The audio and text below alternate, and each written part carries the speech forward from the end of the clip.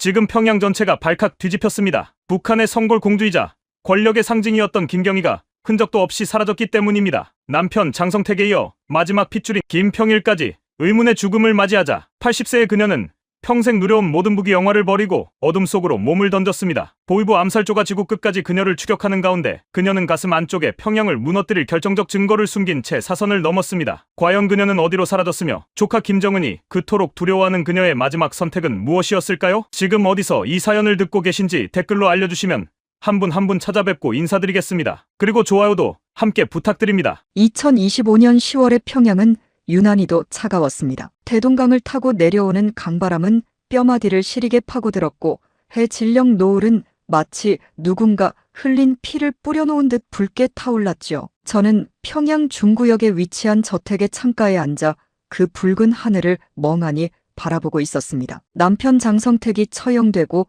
오빠 김정일 동지마저 떠난 뒤 저는 이 화려한 감옥 안에서 숨죽인 채 죽음만을 기다리던 노파에 불과했습니다. 그런데 그날 제 가슴속에 묻어두었던 공포의 불씨를 다시 지핀 것은 이복 남동생 평일이의 소식이었습니다. 평일이는 저와 어머니가 다른 동생이었습니다. 제 어머니는 김정숙 어머니였고 평일이는 성의 어머니의 아들이었죠. 우리는 어린 시절부터 묘한 긴장감 속에서 자랐습니다. 아버지는 저를 끔찍이 아끼셨지만 한편으로는 자신을 쏙 빼닮은 평일이를 대견해 하셨죠. 그 때문인지 정일이 오빠는 평일이를 평생 경계했고 결국 30년 넘게 외국을 떠돌게 했습니다. 그런 동생이 평양으로 돌아온 지도 벌써 몇 년이 흘렀습니다. 해외에서 늙어버린 동생이나 평양에서 잊혀진 저나 처지는 크게 다르지 않았습니다. 권력의 중심에서 밀려난 백두혈통의 쓸쓸한 황혼이었죠. 어느 날 저녁 예고도 없이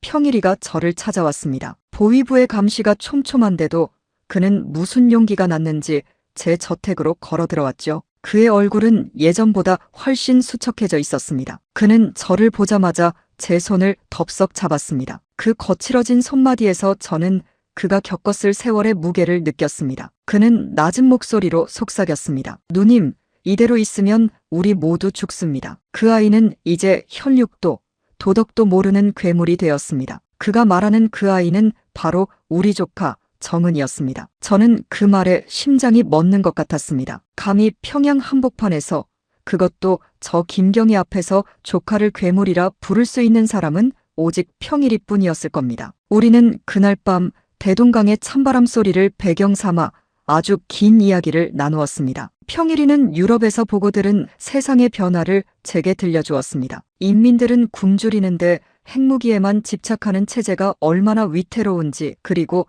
백두혈통이라는 이름으로 저지른 우리의 죄가가 얼마나 무거운지를 말이죠. 평생을 공주로 살아온 저는 그의 말에 등줄기가 서늘해졌습니다. 평일아, 그래도 우리가 만든 조국인데 어떻게 그러느냐고 되물었지만 제 가슴 속에서도 이미 균열이 시작되고 있었습니다. 그는 제 손을 더욱 세게 쥐며 말했습니다. 누님, 조국은 인민의 것이지 우리 가문의 것이 아닙니다. 아버지가 세우신 낙원은 이미 오래전에 무너졌습니다. 평일이는 한참 동안 창밖을 응시하다가 다시 입을 열었습니다. 누님, 아버지가 세우신 이 나라가 인민들의 피눈물 위에 서 있다는 것을 이제야 깨달았습니다. 폴란드에서, 체코에서 제가 본 것은 자유로운 인간의 존엄이었습니다. 그런데 우리 평양은 어떻습니까? 화려한 고층 빌딩 뒤에서 8살 어린아이들이 석탄을 나르고 늙은 노인들이 강냉이 한 줌에 목숨을 거는 이 현실이 과연 우리가 꿈꾸던 낙원입니까?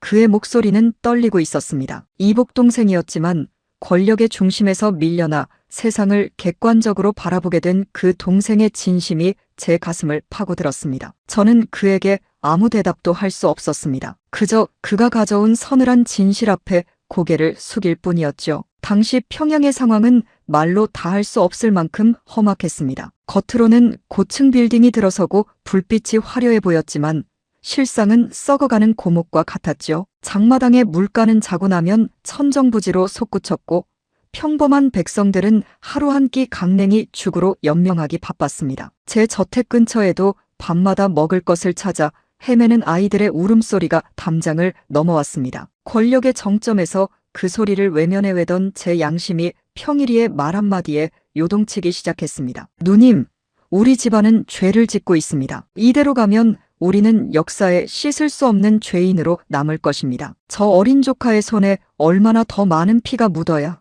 이 관계가 끝날까요? 평일이와 헤어지고 나서 며칠 동안 저는 잠을 이룰 수 없었습니다. 방 안의 화려한 샹들리에도 귀한 비단 이불도 모두 가시방석처럼 느껴졌습니다. 밥상을 차려온 수행원이 공주동지 식사하십시오라고 말할 때마다 저 음식이 인민들의 고열이라는 생각에 수저를 들 수 없었습니다. 평양의 공주는 평생을 금식탁에서 먹고 자랐지만 그날 처음으로 그 밥상의 무게가 천근만근처럼 느껴졌습니다. 그러던 중 2025년 10월의 어느 밤이었습니다. 평소보다 삼엄해진 호위 사령부 요원들의 발자국 소리가 정원을 가득 메웠습니다. 저는 불길한 예감에 몸을 떨었습니다. 그리고 이튿날 새벽 평양 전체를 뒤흔드는 소식이 들려왔습니다. 김평일 동지가 심장마비로 갑작스럽게 사망했다는 통보였습니다. 그것은 명백한 살인이었습니다. 평일이는 평소 운동을 게을리하지 않았고 지병도 없었습니다. 그런데 저를 만나고 돌아간 지 며칠 만에 싸늘한 주검이 되었다는 것은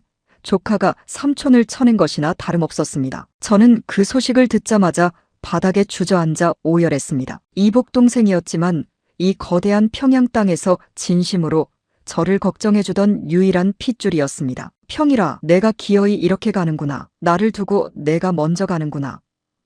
제 울부짖음은 저택의 두꺼운 벽에 막혀 밖으로 나가지 못했습니다. 벽에 걸린 아버지 김일성 주석의 초상화가 마치 저를 노려보는 것 같았습니다. 아버지는 이 비극을 예상하셨을까요? 당신이 만든 권력의 칼날이 당신의 아들을 베는 이 참담한 현실을 말입니다. 평일이의 죽음 이후 평양의 공기는 더욱 차갑게 얼어붙었습니다. 그의 장례는 백두혈통의 예우는커녕 소리 소문 없이 조용히 치러졌습니다. 당에서는 그의 죽음을 단순한 병사로 발표했지만 간부들 사이에서는 이미 숙청에 피바람이 불기 시작했다는 소문이 파다했습니다. 그때 저는 보위부 요원들이 제 저택 주위를 에워싸는 것을 보았습니다. 식료품을 실어 나르던 차량도 끊겼고 저택의 전등도 하나둘 꺼지기 시작했습니다. 그것은 고립이었습니다. 산채로 묻히는 무덤에 들어온 기분이었죠. 평일이를 죽였으니 다음은 고모인 나를 죽이겠구나 하는 확신이 들었습니다. 정은아, 내가 기어이 이 고모의 숨통까지 조이려 하는구나. 저는 어둠 속에서 차갑게 식어가는 커피를 바라보며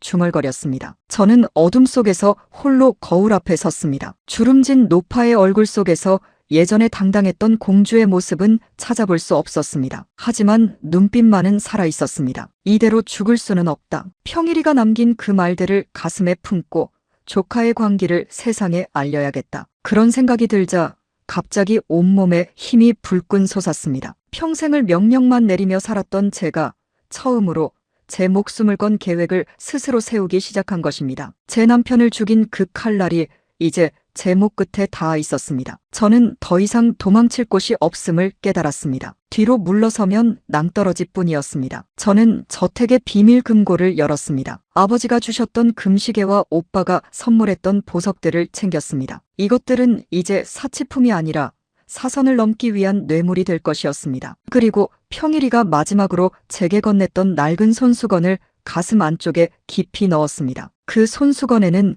평일이가 아프리카와 유럽을 떠돌며 연락했던 믿을만한 이들의 명단이 미세하게 적혀 있었습니다. 평일이는 이미 자신의 죽음을 예견하고 저를 살릴 길을 준비해 두었던 것입니다. 평일아, 내가 나를 살리는구나. 내가 나를 이 지옥에서 끌어내는구나. 저는 그 손수건에 얼굴을 묻고 한참을 울었습니다. 비록 이복 동생이었지만 그의 사랑은 친오빠보다 깊었습니다. 그날 밤 저는 평소 저를 따르던 늙은 수행원 한 명을 은밀히 불렀습니다. 그는 제 남편 장성택의 측근이었으나 구사일생으로 살아남아 제 곁을 지키던 충직한 사람이었습니다. 동무, 나를 도와주겠는가? 여기서 개처럼 죽느니 저강을 넘겠네. 제 말에 수행원의 눈동자가 크게 흔들렸습니다. 하지만 이내 그는 고개를 숙였습니다. 공주 동지, 목숨을 걸고 길을 열겠습니다. 평일 동지께서도 누님만은 꼭 살려야 한다고 제게 말씀하셨습니다. 아,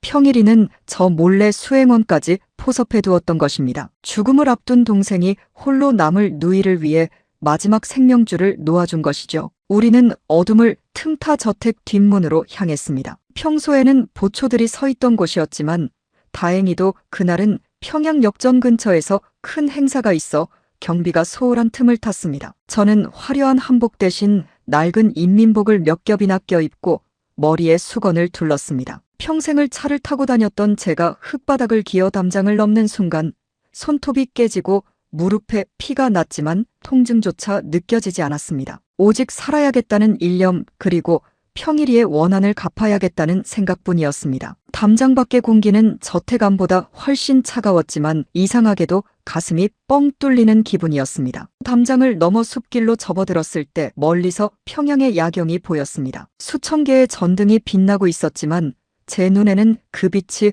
모두 피눈물처럼 보였습니다. 류경호텔의 거대한 삼각형 그림자가 마치 저를 잡아먹으려는 괴물의 입처럼 느껴졌습니다. 저 화려한 도시 아래서 얼마나 많은 사람이 고통받고 있으며 얼마나 많은 핏줄이 권력의 제물로 갖춰졌을까요? 평양은 더 이상 제가 알던 조국이 아니었습니다. 그것은 거대한 공동묘지이자 한 남자의 광기가 빚어낸 무대였습니다. 저는 평양을 향해 마지막 작별 인사를 건넸습니다. 잘 있거라, 평양아. 내가 평생을 바쳐 지키려 했던 가짜 천구가 다시는 내가 알던 그 평양으로 돌아오지 않으마. 숲속은 캄캄했고 나뭇가지들이 제사를 핥히었습니다. 하지만 발걸음을 멈출 수 없었습니다. 저 멀리서 보위부의 서치라이트가 숲을 훑고 지나갈 때마다 저는 숨을 죽이고 땅에 엎드렸습니다. 심장 소리가 귓가에 천둥처럼 크게 들렸습니다. 여든을 바라보는 육체가 비명을 질렀고 숨이 턱 끝까지 차올라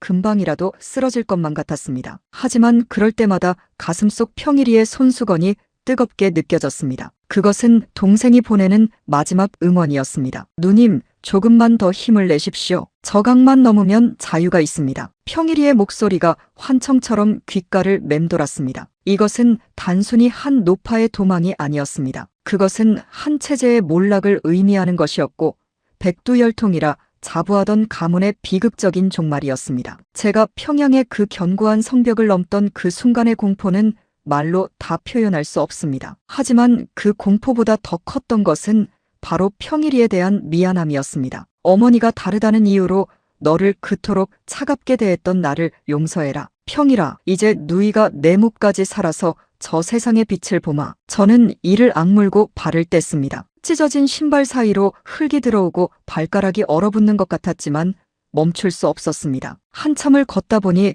대동강 지류의 물소리가 들려왔습니다. 거기서부터는 이제 진짜 사선이었습니다. 강물을 건너야만 평일이가 말했던 그 넓은 세상으로 나갈 수 있었습니다. 물은 얼음장처럼 차가웠고 물살은 생각보다 빨랐습니다. 수행원이 제 팔을 단단히 붙잡았습니다. 공주동지, 정신 차리셔야 합니다. 이 강만 넘으면 약속된 사람이 기다리고 있습니다. 저는 차가운 물속으로 발을 내디뎠습니다. 뼈가 시리는 고통이 밀려왔지만 저는 입술을 깨물며 견냈습니다. 강물 속에서 저는 평생 누려온 모든 부귀영화가 씻겨 내려가는 것을 느꼈습니다. 평생을 비단길만 걷던 발바닥이 자갈에 찍히고 찢어졌습니다. 하지만 저는 멈추지 않았습니다. 저 멀리 어둠 속에서 반짝이는 작은 불빛 하나, 그것이 제가 가야 할 유일한 희망이었습니다. 평일이의 죽음이 저를 잠에서 깨웠고 그 죽음이 저를 사지로 등 떠밀었지만 역설적으로 그 덕분에 저는 처음으로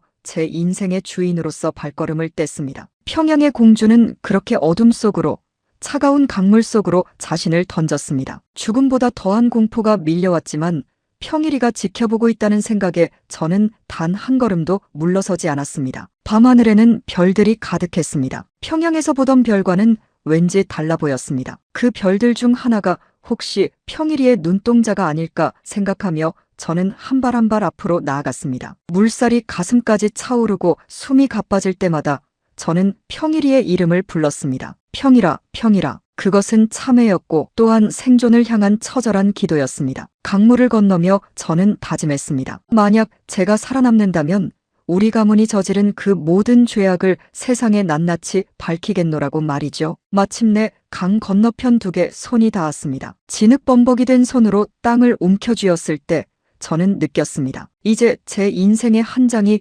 영원히 끝났다는 것을요. 평양의 공주 김경희는 그 강가에서 죽었고 이제 진실을 알리려는 한 인간 김경희가 태어난 것입니다. 2025년 10월의 그 마지막 밤, 저는 그렇게 과거를 버리고 어둠 속으로 사라졌습니다. 권력은 부질없고 핏줄은 아팠지만 자유를 향한 의지는 그 모든 것을 이겨낼 만큼 강렬했습니다. 대동강의 검은 물결 위로 평일이의 마지막 웃음이 스쳐 지나가는 것만 같았습니다. 평일이의 죽음은 단순히 한 사람의 생명이 꺼진 것이 아니었습니다. 그것은 제가 평생을 몸담고 지탱해온 백두열통이라는 거대한 성벽이 안으로부터 처참하게 무너져 내리는 신호탄이었죠. 평생을 공주로 받들려 살며 내 말이 곧 법이라 믿고 살던 사람이 어느 날 갑자기 자신이 지켜온 그 법에 의해 목이 조이는 기분을 여러분은 상상하실 수 있겠습니까? 평일이의 시신조차 보지 못하게 막아서는 보위부 놈들의 서슬 퍼런 눈등을 보며 저는 비로소 이 체제가 얼마나 잔인하고 무자비한 괴물인지를 뼈저리게 깨달았습니다. 2025년 10월 평일이가 떠나고 며칠 뒤에 평양은 말로 다 할 수 없을 만큼 험악했습니다. 평일이와 가깝게 지냈던 간부들이 하나둘 소환이라는 명목하에 어디론가 사라졌습니다. 소환되어 나간 이들 중 돌아온 사람은 단 한 명도 없었죠. 평소 제 저택을 드나들며 머리를 조아리던 이들이 하루아침에 반동분자로 몰려 끌려가는 모습을 창밖으로 지켜보며 저는 소름 끼치는 공포를 느꼈습니다. 저들은 평일이의 동료들이었고 저의 수족들이었습니다. 그런데 이제는 그들이 사라진 자리에 검은 코트를 입은 보위부 요원들만이 유령처럼 깔려 저를 감시하고 있었습니다. 저는 제 저택 안방에 틀어박혀 그 소름 끼치는 정적을 견뎌야 했습니다. 텔레비전에서는 연일 정은이가 인민들을 사랑하네, 강성대국을 완성하네 하는 선전들이 쉴 새 없이 흘러나왔지만 제 귀에는 그 목소리가 평일이를 죽인 살인자의 비웃음처럼 들렸습니다. 화면 속에서 환하게 웃는 조카의 얼굴이 마치 피칠갑을 한 귀신처럼 보였습니다. 정일이 오빠가 저를 아꼈던 마음, 아버지가 세우신 조국에 대한 긍지는 이미 산산조각이 나 있었습니다. 제가 평생 믿어온 수령과 당이라는 것이 사실은 내 가족의 목을 치기 위한 거대한 도살장이었다는 사실을 저는 이제야 비로소 정면으로 마주하게 된 것입니다. 그날 밤 저는 몰래 저택 지하 창고 깊숙한 곳에 숨겨두었던 낡은 라디오를 꺼냈습니다. 평일이가 생전에 누님 세상 돌아가는 꼴을 알려면 이것을 들어야 합니다. 우리 눈과 귀를 가리는 저들의 말만 믿어서는 안 됩니다라며 제 손에 쥐어주었던 물건이었죠. 당시만 해도 저는 평일아, 내가 외국 생활을 오래 하더니 이상한 소리를 하는구나라며 핀잔을 주었지만 이제 그 라디오는 저의 유일한 생명줄이 되었습니다. 평양의 공주가 괴뢰 방송을 듣는다는 것은 발각되는 즉시 반역자로 몰릴 일이었지만 저는 떨리는 손으로 다이얼을 돌렸습니다. 지지직거리는 잡음 속에서 낯선 아나운서의 목소리가 흘러나왔습니다. 북한의 김평일 전 대사가 의문의 급사를 당했다는 소식입니다. 전문가들은 이를 김정은 위원장의 권력 공고화를 위한 숙청으로 보고 있습니다. 김평일은 생전 북한 체제의 변화를 갈망해왔으며 이로 인해 지도부의 눈밖에 났을 가능성이 큽니다. 그 방송을 듣는 순간 제 심장은 천둥처럼 고동쳤고 온몸의 피가 거꾸로 솟는 기분이었습니다. 우리가 인민들에게는 괴뢰의 새빨간 거짓말이라 가르쳤던 그 방송이 오히려 평양의 공식 발표보다 수만 배는 더 정확한 진실을 말하고 있었습니다. 평일이는 심장마비로 죽은 것이 아니라 자신의 조카에 의해 철저히 기획된 살인을 당한 것이었습니다. 아, 평일아, 너는 알고 있었구나. 이 체제가 얼마나 썩었는지, 내 조카가 얼마나 잔인한지 너는 이미 다 알고 있었어. 그래서 나에게 그토록 위험한 경고를 보냈던 것이로구나. 저는 라디오를 가슴에 꽉 품고 소리 없이 오열했습니다. 팔순을 바라보는 이 노파가 이제야 세상이 어떻게 돌아가는지, 제 집안이 무슨 짓을 저지르고 있는지 똑똑히 보게 된 것입니다. 며칠 뒤 제 저택의 전기가 완전히 끊겼습니다. 평양의 심장부인 중구역에서, 그것도 백두열통의 성골인 저 김경희의 저택에 전기가 나갔다는 것은 단순한 사고가 아니었습니다. 그것은 곧 죽음을 준비하라는 당의 마지막 통보였습니다. 캄캄한 어둠 속에서 촛불 하나의 의지에 홀로 앉아 있는데 문득 예전 6.25 전쟁 때 부모님이 겪으셨던 피난길 이야기가 생각나더군요. 그때 우리 민족이 겪었던 굶주림과 추위, 골육상쟁의 아픔을 이제는 제가 제 조카에 의해 겪고 있었습니다. 전쟁터도 아닌 평양 한복판에서 저는 가장 비참한 포로가 되어 말라 죽어가고 있었습니다. 6.25 때도 이렇지는 않았다던데 제 핏줄을 산채로 매장하는 법이 이 세상 어디에 있단 말이냐. 저는 어둠 속에서 아버지를 원망하고 오빠를 원망했습니다. 아버지는 왜 이런 괴물 같은 체제를 만드셨는지, 오빠는 왜 저 어린 것을 후계자로 세워 이 피바람을 불러왔는지 묻고 싶었습니다. 하지만 대답은 돌아오지 않았고 오직 찬바람만이 저택안을 휘돌았습니다. 배급조차 끊긴 주방에서는 쥐들이 찍찍거리며 돌아다녔고 평생 비단옷만 입던 제 몸에서는 씻지 못한 찌든 내와 공포의 냄새가 진동했습니다. 그때 제 충직한 수행원이었던 명철이가 어둠을 뚫고 은밀히 들어왔습니다. 그는 평일이의 비서들과도 연결되어 있던 사람이었으며 저의 남편 장성택의 생전 마지막 모습까지 지켜보았던 충복이었지요. 명철이는 제 앞에 무릎을 꿇고 눈물을 흘리며 말했습니다. 경혜 동지, 이제 정말 결단을 내리셔야 합니다. 보위부에서 이미 동지의 저택을 반영명분자의 소굴로 규정했습니다. 내일 새벽이면 체포조가 들이닥쳐 동지를 평양 외곽의 수용소로 압송할 것이라는 정보를 입수했습니다. 그 말을 듣는 순간 제 머릿속에는 장성택이 처형되던 날의 그 끔찍한 기억이 선명한 환영처럼 되살아났습니다. 제 남편을 고사포로 쏘아 형체도 없이 죽였던 그 무자비함이 이제 저를 향해 아가리를 벌리고 있었습니다. 저 정은이라는 아이의 눈에는 고모도 삼촌도 인간도 보이지 않는 것이 분명했습니다. 오직 권력이라는 이름의 절대적인 우상만이 그의 머릿속을 지배하고 있었습니다. 그래, 나를 죽여서 내 권력을 완성하겠다면 그렇게 해라. 하지만 나는 평일이처럼 소리 없이 사라지지는 않겠다. 제 안에서 평생 잠들어 있던 백두혈통의 오기가 꿈틀거리기 시작했습니다. 여러분, 저는 평생을 권력의 정점에서 남을 심판하며 살았습니다. 배고픔이 무엇인지, 추위가 무엇인지, 누군가에게 감시당하는 공포가 무엇인지 전혀 알지 못하고 살았습니다. 하지만 그날 밤 제가 느낀 것은 오직 죽음에 대한 본능적인 공포와 제가 살아온 세월에 대한 지독한 회의뿐이었습니다. 평일이는 죽기 직전 제게 말했었죠. 누님, 우리라도 이 죄를 씻어야 합니다. 인민들에게 자유를 돌려주지 못한다면 최소한 우리가 지은 죄가 무엇인지는 세상에 알려야 합니다. 그것이 우리가 속죄하는 유일한 길입니다. 평일이의 그 간절했던 눈빛이 어둠 속에서 번뜩이는 것 같았습니다. 저는 비로소 깨달았습니다. 제가 살아야 하는 이유는 단순히 비겁하게 목숨을 부지하기 위해서가 아니라 평일이의 억울한 죽음을 증언하고 이 가문이 비극적인 역사를 세상에 낱낱이 알리기 위해서라는 것을 말이지요. 저는 저택벽에 걸린 거대한 가족 사진을 내려다보았습니다. 사진 속 아버지는 인자하게 웃고 계셨고 오빠는 늠름한 모습으로 서 있었습니다. 하지만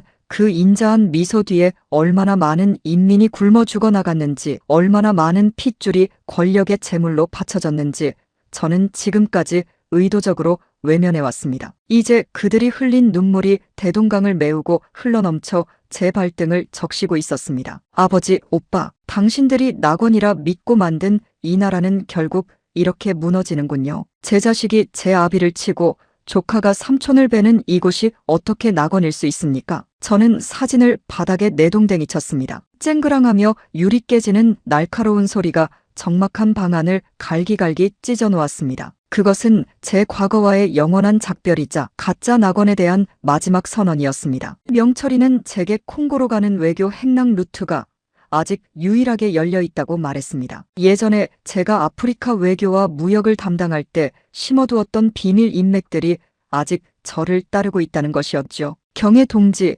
평일 동지께서 미리 손을 써두셨습니다. 콩고 대사관의 일부 인원들과 현지 영사들이 우리를 도울 준비를 마쳤습니다. 그들은 김평일 전 대사님의 은혜를 입은 자들입니다.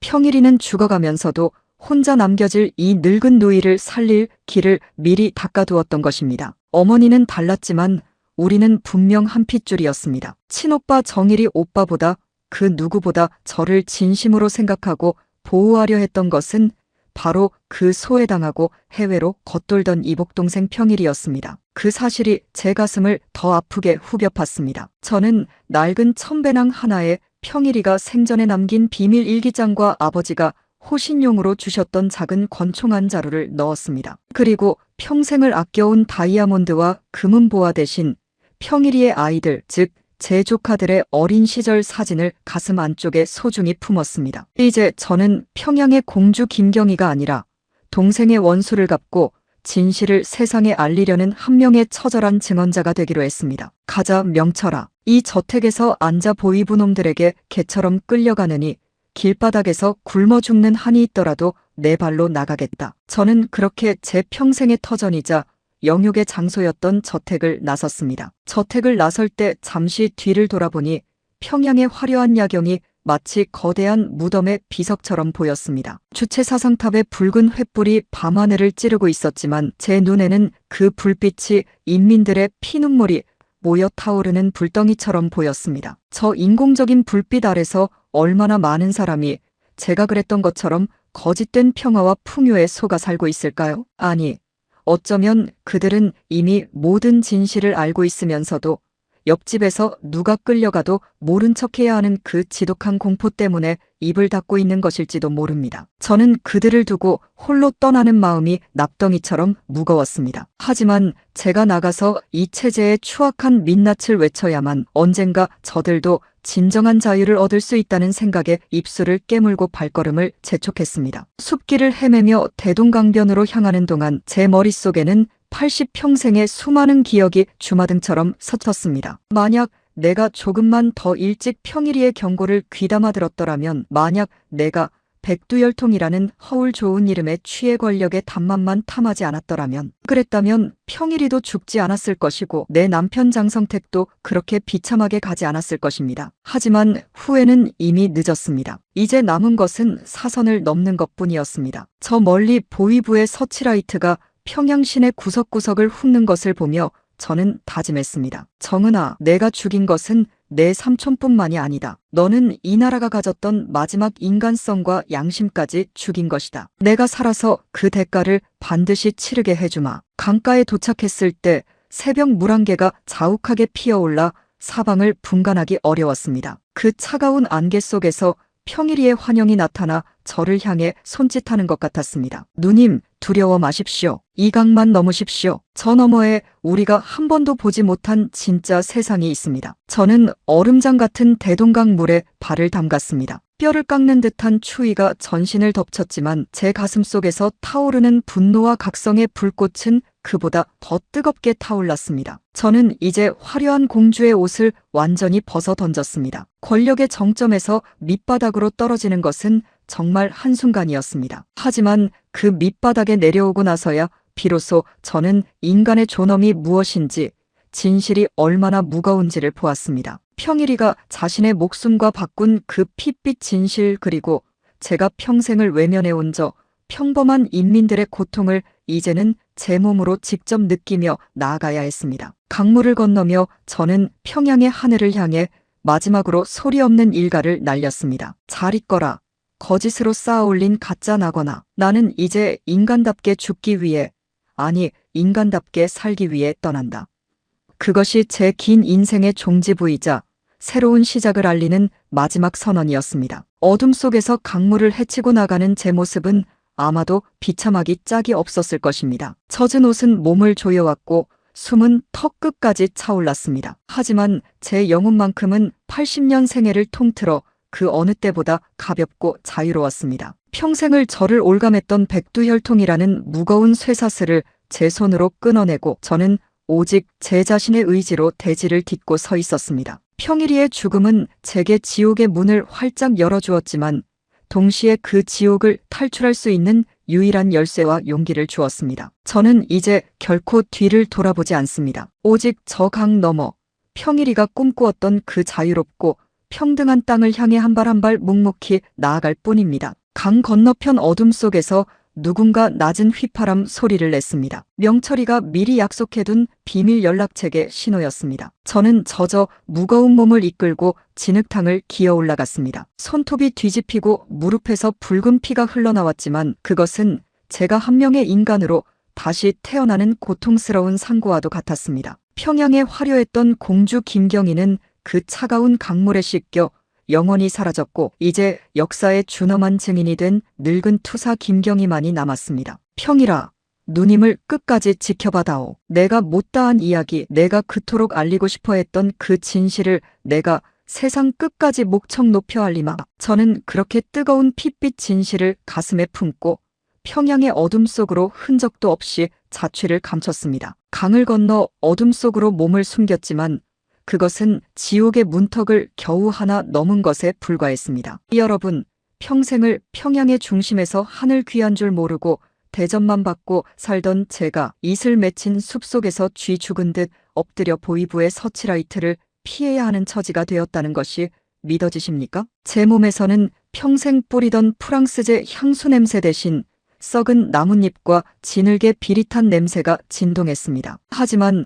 제 마음속을 더 괴롭혔던 것은 육체적인 고통이 아니라 제 조카 정은이가 쳐놓은 촘촘한 그물망이 저를 향해 시시각각 조여오고 있다는 숨막히는 공포였습니다. 평일이의 죽음 이후 당에서는 이제 대놓고 저를 백두혈통의 수치라 부르며 숙청의 명분을 차곡차곡 쌓고 있었습니다. 저와 명철이는 평양 외곽의 한 허름한 가옥에 몸을 숨겼습니다. 그곳은 예전에 제가 대외 경제 사업을 총괄할 때 뒤를 봐주었던 한무역 일꾼의 비밀 은신처였죠. 흙벽에서는 쉴 새 없이 찬바람이 들이치고 바닥은 얼음장 같아 80평생 고생 한번 안 해본 제 뼈마디가 비명을 지르듯 쑤셔왔습니다. 경혜 동지, 조금만 더 참으십시오. 지금 평양 시내 전체에 특별 비상령이 내려졌습니다. 동지의 저택에서 탈출한 것이 발각되어 보이부가 가구마다 잡돌이를 하고 기차역과 도로를 모두 봉쇄했습니다. 명철이의 말에 저는 입술을 피가 나도록 깨물었습니다. 제 이름 석자만 나오면 전전긍긍하며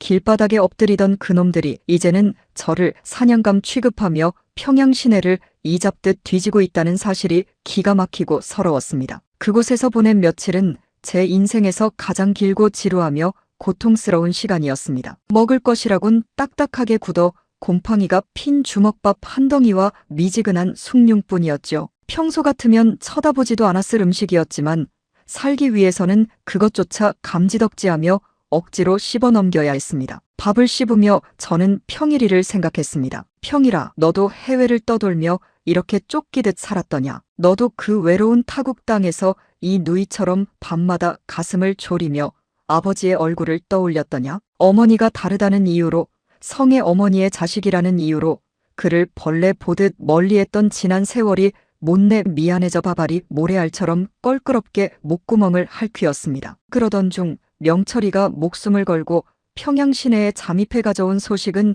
저를 더 깊은 절망의 수렁으로 몰아넣었습니다. 보위부에서 평일이의 남은 자식들, 즉 저의 어린 조카들까지 가택연금을 하고 혹독한 조사를 시작했다는 것이었습니다. 이놈들이 기어이 씨를 말리려 하는구나. 제 삼촌을 죽인 것도 모자라 그 어린 것들까지.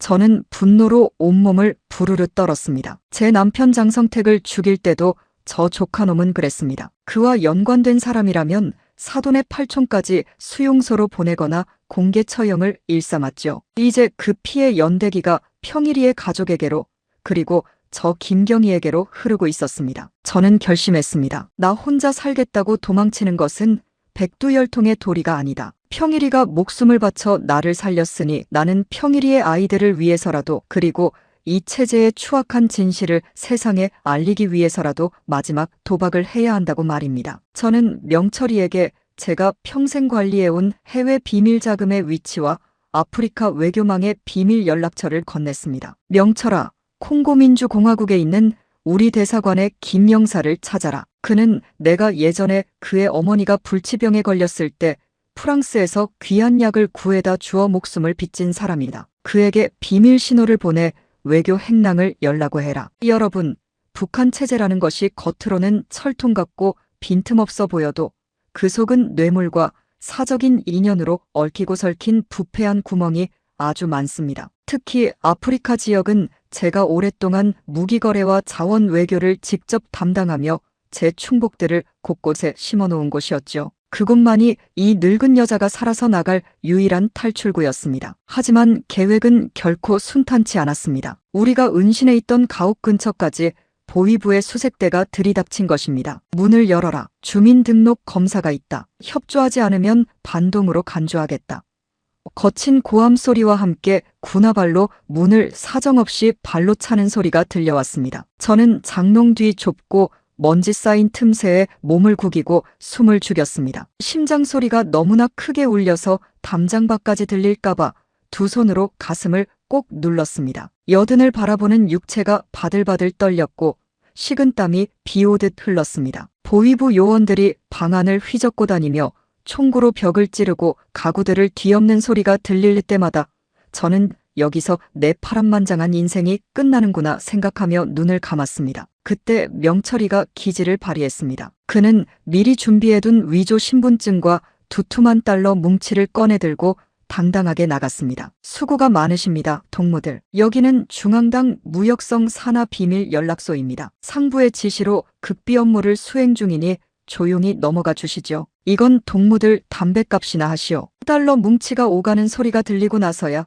그들은 투덜거리면서도 만족스러운 듯 물러갔습니다. 권력이 아무리 서슬퍼렇다 해도 당에 대한 충성심보다 눈앞의 달러 몇 푼이 더 절실했던 것입니다. 그 비참하고 부패한 현실이 오히려 저를 살렸습니다. 저는 그들이 떠난 뒤 안도의 한숨을 내쉬며 바닥에 주저앉았습니다. 눈물이 왈칵 쏟아졌습니다. 평양의 공주 김경희가 일개 보위부 요원들 눈치를 보며 곰팡내 나는 장롱 뒤에 숨어 목숨을 구걸하다니 이 얼마나 비극적이고 우스꽝스러운 역설입니까? 누님, 이제 정말 시간이 없습니다. 보위부 요원들이 다시 들이닥칠지도 모릅니다. 내일 새벽 콩고에서 온 특별전세기가 순안공항이 아닌 외곽의 비밀 비행장에서 뜹니다. 외교관 행랑 가방에 몸을 숨기셔야 합니다. 그것만이 검문소를 통과할 유일한 방법입니다. 명철이의 제안은 파격적이고도 굴욕적이었습니다. 여든이 다 된 백두혈통의 성골공주가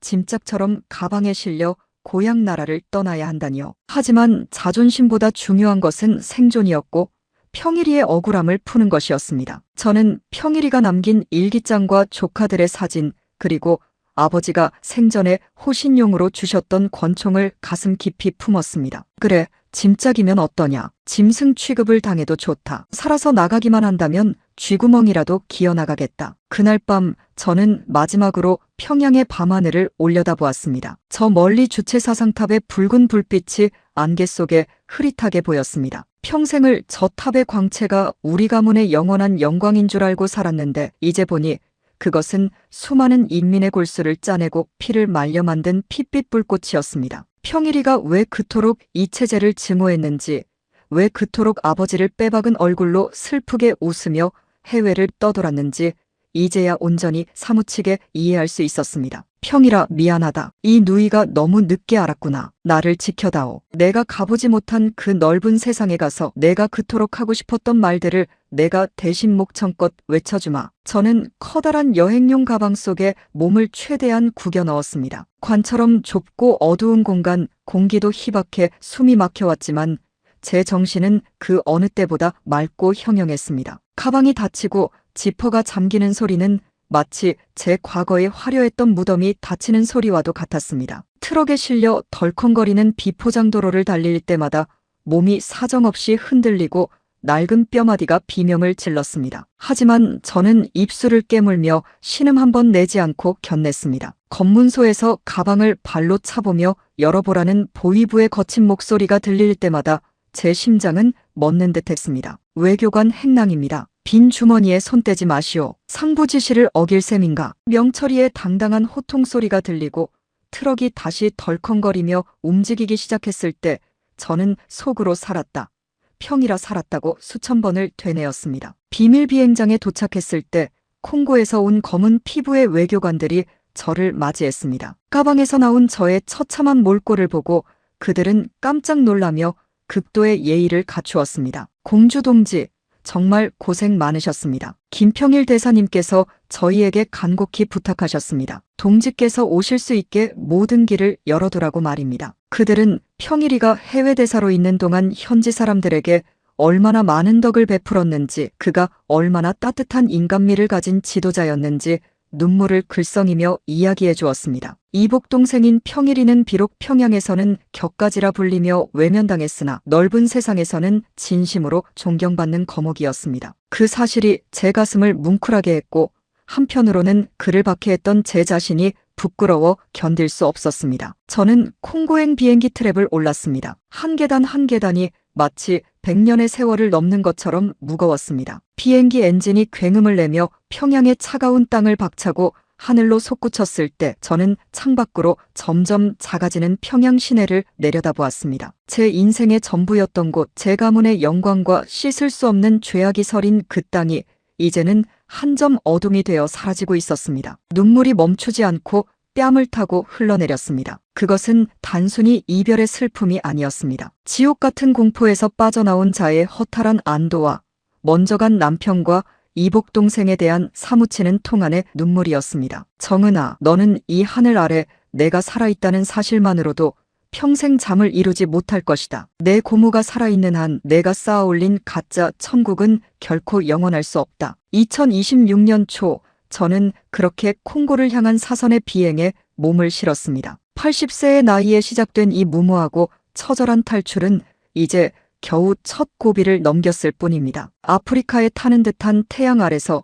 그리고 이름 모를 타국의 산천을 헤매며 제가 겪어야 할 시련은 지금으로선 상상조차 할 수 없었습니다. 하지만 제 가슴 속에는 평일이가 마지막으로 준 손수건과 그의 핏자국 묻은 일기장이 뜨겁게 자리 잡고 있었습니다. 그것이 저를 지탱하는 유일한 힘이었고 지팡이였습니다. 여러분, 평양의 공주가 짐짝처럼 가방에 실려 도망치는 이 기막힌 현실이 믿어지십니까? 하지만 이것은 꾸며낸 소설이 아니라 핏줄이 핏줄을 죽이고 고모가 조카를 피해 도망쳐야 하는 북한 권력의 비정한 끝자락에서 벌어진 실화입니다. 저는 이제 콩고의 붉은 흙먼지 속으로 들어갑니다. 그곳에서 저는 다시 한번 인간의 한계를 시험받게 될 것이고, 어쩌면 평양의 보초들보다 더 무서운 굶주림과 질병을 마주할지도 모릅니다. 하지만 전혀 두렵지 않았습니다. 제 곁에는 이제야 비로소 마음으로 소통하게 된 평일이의 영혼이 함께하고 있으니까요. 가슴속에 맺힌 그 수많은 응어리를 풀기 위해, 그리고 지금 이 순간에도 평양의 어두운 그늘에서 신음하는 우리 인민들을 위해 저는 결코 멈추지 않을 것입니다. 비행기 엔진 소리가 고요한 밤하늘을 가르며 남쪽으로, 더 남쪽으로 향했습니다. 창밖으로는 이름 모를 바다의 물결과 험준한 산맥들이 어둠 속에서 스쳐 지나갔습니다. 저는 그제야 수일 만에 처음으로 깊은 잠에 빠져들 수 있었습니다. 꿈속에서 평일이가 환하게 웃으며 저를 마중 나왔습니다. 어린 시절, 아버지와 함께 대동강에서 물장구 치던 그때의 천진난만한 모습이었습니다. 누님, 잘 오셨습니다. 이제 진짜 사람답게 사는 삶을 시작하십시오. 제가 뒤에서 밀어드리겠습니다. 그 따뜻한 목소리에 저는 잠결에도 미소를 지었습니다. 하지만 잠시 후 비행기가 기류를 만나 크게 흔들리며 저는 다시 차가운 현실의 좌석으로 돌아왔습니다. 아직 갈 길이 너무나 멀었습니다. 이제 콩고에서의 지독하고도 처절한 도피 생활이 저를 기다리고 있었습니다. 그것은 평양에서의 화려했던 삶과는 비교도 할 수 없는 날 것 그대로의 생존 투쟁이 될 것이었습니다. 저는 다시 한번 가슴속의 권총과 손수건을 확인하며 마음을 다잡았습니다. 저 김경희의 진짜 이야기는 이제부터 시작이니까요. 비행기가 콩고민주공화국에 도착했을 때 기내로 가장 먼저 들이닥친 것은 평양의 그 매서운 찬바람과는 비교도 할 수 없는 후끈하고 눅눅한 열기였습니다. 외교관 가방 속에서 기어나와 처음 마주한 아프리카의 공기는 타는 듯한 냄새와 이름 모를 열대풀 비린내가 뒤섞여 아주 묘한 기분이 들게 했죠. 여러분, 여든을 바라보는 이 늙은 노파가 그 먼 땅까지 짐짝처럼 가방에 실려갔으니 몸 상태가 어땠겠습니까? 온몸의 뼈마디는 제자리를 벗어난 듯 비명을 질렀고 정신은 안개 속에 갇힌 듯 몽롱했습니다. 하지만 콩고의 붉은 흙바닥을 밟는 순간 저는 비로소 뼈저리게 깨달았습니다. 이제 정말 돌아갈 다리는 완전히 끊겼다는 것을요. 평양의 공주 김경희는 그 강가에서 이미 죽었고 이제는 오직 살기 위해 진흙탕을 구르는 한 명의 처절한 도망자만 남았다는 그 지독한 현실을 말입니다. 콩고 대사관저의 지하 밀실에 짐덩이처럼 던져진 저는 벽에 걸린 낡은 거울을 보았습니다. 그곳에는 화려한 비단 한복을 입고 수천 명 간부의 경례를 받던 백두혈통의 권력자가 없었습니다. 머리는 산발이 되어 헝클어지고 얼굴은 평양에서부터 묻어온 흙먼지로 뒤덮인 그저 초라하고 병든 노파 하나가 겁에 질린 눈으로 저를 응시하고 있었지요. 저는 그 거울 속의 저를 보며 미친 사람처럼 한참을 웃다가 또 서럽게 울었습니다. 경희야, 내 팔자가 어쩌다 이렇게 되었느냐. 아버지 이름 석자면 전 세계가 벌벌 떨 줄 알았더니 이제는 이 먼 이국 땅 지하방에서 쥐 죽은 듯 숨어 지내는구나. 그 비참함은 말로 다 표현할 수 없었습니다. 하지만 그 절망의 끝에서 저를 다시 일으켜 세운 것은 가슴속에 품어온 이복 동생 평일이의 낡은 손수건이었습니다. 동생이 흘린 피가 묻은 그 천 조각이 제 손 안에서 뜨겁게 요동치는 것만 같았습니다. 충직한 수행원 명철이는 콩고 대사관 내부에 비밀리에 남아있는 평일이의 옛 측근들과 은밀히 접촉했습니다. 그들은 평일이가 생전에 아프리카 외교망을 관리하며 진심으로 아끼고 돌봤던 이들이었죠. 경혜 동지, 상황이 예상보다 훨씬 긴박합니다. 평양에서 보위부 소속의 전문 암살조가 이곳 콩고로 급파되었다는 확실한 첩보가 들어왔습니다. 동지께서 콩고로 향했다는 사실을 저들이 이미 눈치채고 추격망을 좁혀오고 있습니다. 명철이의 말에 제 심장은 다시금 얼음장처럼 차갑게 얼어붙었습니다. 조카 정은이는 고모가 지구 반대편 아프리카로 도망쳐도 기어이 찾아내 목을 치겠다는 잔인한 심상이었던 겁니다. 6.25 전쟁 때도 같은 핏줄끼리 총부리를 겨누는 비극이 있었지만 제 조카는 그보다 더한 괴물이 되어 제 친가족의 씨를 말리려 하고 있었습니다. 저는 그때 단호하게 결심했습니다. 단순히 이곳에 숨어 지내는 것은 죽음을 늦출 뿐이지 해결책이 아니다. 한국으로 가야 한다. 형제의 땅, 그곳으로 가서 이 체제의 추악한 모든 진실을 밝히는 것만이 평일이의 원한을 갚고 제 평생의 죄를 씻는 유일한 길이라고 말이죠. 하지만 한국으로 가는 길은 멀고도 험난했습니다. 직접 가는 비행편은커녕 인접국으로 이동하는 것조차 보위부 암살조의 집요한 감시망 때문에 사실상 불가능에 가까웠습니다. 저는 명철이에게 제가 평생을 걸쳐 몰래 숨겨두었던 마지막 비상금을 모두 내놓았습니다. 이 돈이면 콩고 국경 수비대와 부패한 관리들을 매수할 수 있겠느냐. 내가 평생 모은 권력의 더러운 찌꺼기들이니 이제는 내 마지막 목숨값을 치르는 데 써야겠다. 저는 그 화려한 보석들과 빳빳한 달러 뭉치를 보며 권력의 허무함을 다시 한번 뼈저리게 느꼈습니다. 북녘의 우리 인민들은 배를 골아 창자가 뒤틀리고 자식들이 굶어 죽어갈 때 저는 이런 것들을 금고의 산더미처럼 쌓아두고 호의호식하며 살았으니 그 죄책감이 아프리카에 타는 듯한 열기보다 더 뜨겁게 제 가슴을 지지는 것 같았습니다. 이 돈으로라도 평일이의 아이들을 구하고 진실을 살릴 수 있다면 무엇이든 하겠다고 다짐했습니다. 본격적인 이동을 앞둔 마지막 밤, 저는 평양에 두고 온 늙으신 어머니와 아들을 생각하며 밤새 뜬 눈으로 지새웠습니다. 어머니, 이 불효녀를 용서하십시오. 살아서 다시 뵙겠다는 그 약속은 이제 영영 지키지 못할 것 같습니다. 북한 땅에 남겨진 가족들이 겪을 고초와 탄압을 생각하면 발걸음이 도저히 떨어지지 않았습니다. 연좌제라는 북한 특유의 무시무시한 굴레가 그들의 목을 짓누를 것을 누구보다 잘 아는 저였기에 그 미안함과 괴로움은 제 가슴을 날카로운 칼로 도려내는 듯했습니다. 하지만 제가 여기서 순순히 잡혀 죽는다면 평일이의 억울한 죽음도 우리 가문의 추악한 비밀도 영원히 역사의 어둠 속에 묻히게 될 것이었습니다. 저는 평양 쪽 하늘을 향해 마지막으로 정중히 큰 절을 올렸습니다. 어머니, 제가 기어이 살아서 이 지옥 같은 사슬을 끊어내겠습니다. 부디 저를 원망하지 마시고 살아만 계셔 주십시오. 탈출 준비는 그야말로 처절했습니다. 저는 제 백두혈통의 신분을 철저히 숨기기 위해 현지의 가난한 노파처럼 차려입었습니다. 얼굴에는 검은 흙을 문질러 칠하고 냄새나는 누더기 같은 옷을 걸쳤죠. 평생 프랑스제 향수 냄새만 맡으며 살던 제 코의 가축의 오물 냄새와 땀 냄새가 진동하며 배어들었지만 저는 오히려 그것이 안심되었습니다. 이 지독한 냄새가 나를 정은이의 암살조로부터 살려줄 방패가 될 것이라 믿었기 때문입니다. 명철이는 저를 낡고 덜컹거리는 트럭 짐칸에 태웠습니다. 그곳에는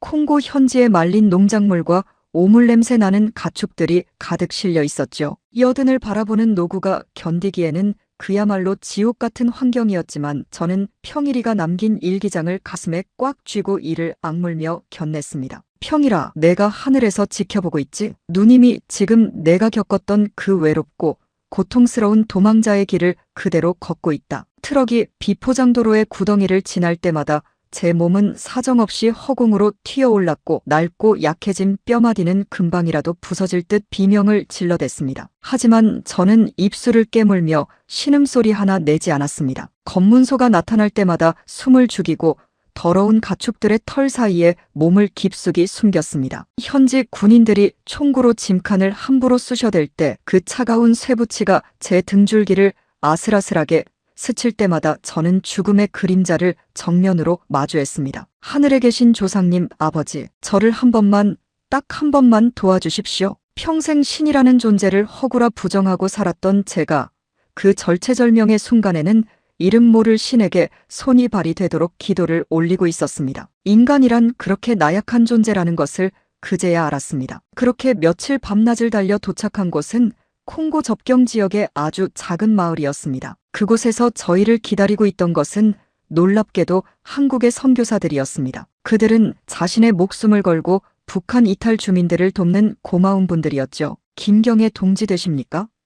선교사님의 나직하고 따뜻한 목소리에 저는 참았던 눈물을 한꺼번에 터뜨리고 말았습니다. 평양에서는 평생을 주적이자 원수라고 가르쳤던 이들이 오히려 제 목숨을 구하기 위해 가장 먼저 따뜻한 손을 내밀고 있었습니다. 그들의 투박하지만 온기 있는 손을 잡는 순간 제가 평생 믿어왔던 사상과 체제가 얼마나 헛되고 거짓된 것이었는지 다시 한번 뼈저리게 절감했습니다. 선교사님, 저를 좀 살려주십시오. 제가 평생 지은 죄가 산더미 같지만 죽기 전에 꼭 세상에 알려야 할 진실이 있습니다. 선교사님들은 저를 안전가옥으로 안내해 주셨습니다. 그곳에서 저는 며칠 만에 처음으로 따뜻한 물에 몸을 씻고 정성 어린 미음을 먹었습니다. 거울 속에 비친 제 모습은 여전히 초라하고 주름투성이었지만 눈빛만큼은 평양을 탈출할 때보다 훨씬 더 단단하고 날카로워져 있었습니다. 누님, 이제 다음 단계는 중국으로 잠입하는 것입니다. 그곳에는 평일 동지께서 생전에 심어두신 인맥들이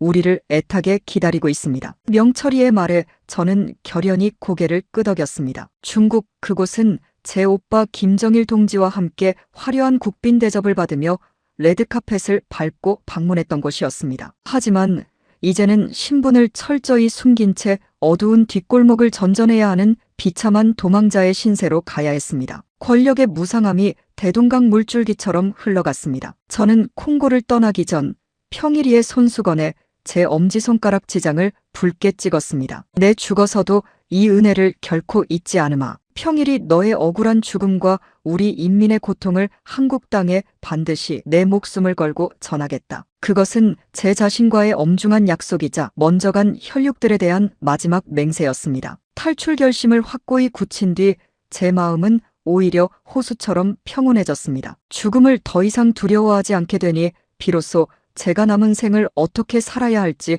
목표가 뚜렷해진 것이죠. 평양의 공주라는 화려하지만 무거운 허물을 완전히 벗어 던지고 저는 그렇게 사선의 길로 더 깊숙이 발을 들여놓았습니다. 밤이 깊어지자 저희는 중국행 비밀 밀항선이 기다리는 항구로 조심스럽게 향했습니다. 아프리카의 밤바다는 칠흑같이 어두워 한치 앞도 보이지 않았지만 저 멀리 수평선 너머 어딘가에 있을 형제의 땅 한국을 생각하니 가슴이 뜨겁게 벅차올랐습니다. 여러분, 권력이라는 것이 이렇게나 무섭고 덧없는 겁니다. 제 조카를 피해 지구를 반바퀴나 돌아 도망쳐야 하는 이 신세가 말이죠. 저는 자주 섞인 혼잣말을 내뱉으며 흔들리는 작은 배에 몸을 실었습니다. 파도에 거세게 흔들리는 작은 배 위에서 저는 평양에 황홀했던 연회장과 고통받는 우리 인민들의 야윈 얼굴을 번갈아 떠올렸습니다. 그 모든 모순이 제 인생이었고 이제는 제가 온전히 짊어지고 가야 할 무거운 업보였습니다. 배가 항구를 소리 없이 떠나 넓은 바다로 나아갈 때 저는 멀어지는 콩고의 해안선을 바라보며 마지막 작별 인사를 건넸습니다. 고맙다. 이 낯선 아프리카 땅아. 이름 모를 노파를 숨겨주고 품어주어서 정말 고맙다. 이제 제 앞에는 더 큰 시련인 중국 도피 생활이 기다리고 있었습니다. 보위부 암살조의 추격은 더욱 집요하고 악랄해질 것이고 중국 공안의 날카로운 눈길 또한 피해야 했습니다. 하지만 제 손에는 평일이가 남겨준 마지막 유산인 손수건이 있었고 제 가슴 속에는 자유를 향한 불꽃이 타오르고 있었습니다. 저는 절대로 무슨 일이 있어도 포기하지 않을 것입니다. 2026년 3월에 봄이 오기 전까지 저는 반드시 한국 땅을 밟아야만 했습니다. 그것이 평일이가 목숨과 바꾸어 저를 살려준 단 하나의 이유였고 제가 이 세상에 남겨진 마지막 사명이자 속죄였기 때문입니다. 배가 차가운 밤 파도를 가르며 나아가는 소리가 마치 제 심장의 거친 박동 소리처럼 느껴졌습니다. 쿵쾅거리는 소리에 맞춰 저는 다짐하고 또 다짐했습니다. 살아서 반드시 증언하리라. 우리 가문의 몰락과 인민들의 새로운 시작을 내 두 눈으로 직접 보리라. 바다 위로 차가운 새벽바람이 거세게 불어왔습니다. 저는 누더기 옷을 다시 한번 여미며 배의 가장 낮은 곳 좁고 습한 화물칸으로 몸을 숨겼습니다. 춥고 눅눅한 그곳이 지금 저에게는 세상에서 가장 안전한 요람이자 안식처였습니다. 잠결에 대동강의 출렁이는 물결 소리가 들리는 듯 했습니다. 아니, 그것은 제가 앞으로 건너야 할 수많은 고난의 파도 소리였을 겁니다. 저는 그 소리를 자장가 삼아 잠시 눈을 붙였습니다. 꿈속에서 평일이가 다시 나타나 제 손을 꼭 잡았습니다. 누님, 거의 다 왔습니다. 조금만 더 힘을 내십시오. 그 따뜻한 격려를 심장 깊이 품고 저는 중국이라는 거대한 운명의 장소로 향했습니다. 제 탈출은 이제 멈출 수 없는 흐름이 되었습니다. 아프리카 콩고에서의 도피 생활은 그야말로 지옥의 연장선이자 처절한 생존의 기록이었습니다. 여러분, 평생을 평양의 궁전 같은 저택에서 수천 명의 수하를 거느리며 손 하나 까딱하지 않고 살던 이 김경희가 콩고의 눅눅하고 고약한 냄새가 진동하는 지하창고에서 쥐떼와 함께 밤을 지새웠다고 하면 누가 믿겠습니까? 하지만 저를 더 괴롭혔던 것은 뼈마디를 쑤시는 육체적인 고통보다 조카 정은이가 보낸 암살조가 제 뒤통수에 차가운 총구를 겨누고 있다는 그 숨막히는 압박감이었습니다. 고모님, 어디 계십니까? 이제 그만 고집 피우시고 편히 쉬시지요. 환청처럼 들려오는 그 조카의 냉혹한 목소리에 저는 자다가도 몇 번씩 식은땀을 흘리며 소스라치게 깨어났습니다. 2026년 초 콩고에 타는 듯한 열기는 팔순 노구의 진을 다 빼놓았지만 이복동생 평일이의 그 억울한 죽음을 생각하면 여기서 허무하게 주저앉을 수는 없었습니다. 마침내 운명의 날, 탈출 실행의 날이 밝았습니다. 콩고 대사관저의 김영사와 저의 충복명철이가 비밀리에 준비한 경로는 콩고에서 인접국으로 은밀히 이동한 뒤 위조 여권으로 중국을 거쳐 형제의 땅 한국으로 가는 멀고도 험난한 길이었습니다. 저는 콩고 현지의 지저분한 시장 바닥에서 흔히 볼 수 있는 낡고 여기저기 해진 원피스를 걸치고 머리에는 현지인들이 쓰는 커다란 천을 둘렀습니다. 얼굴에는 검은 흙과 숯가루를 섞어 두껍게 칠해 최대한 제 백두혈통의 하얀 피부와 흔적을 지웠지요. 거울 속에 비친 제 모습은 영락없는 아프리카의 가난하고 병든 노파였습니다. 한때 평양의 태양이라 불리며 만백성의 우러름을 받던 제가 이런 처참한 모습으로 목숨을 구걸해야 한다니 권력의 허무함이 대동강 물줄기처럼 제 가슴을 쓸고 지나갔습니다. 경혜 동지, 이제 정말 지체할 시간이 없습니다. 보위부 암살조가 이미 시내 주요 검문소까지 들이닥쳐 동지의 인상착의를 뿌렸다고 합니다. 명철이의 다급한 목소리에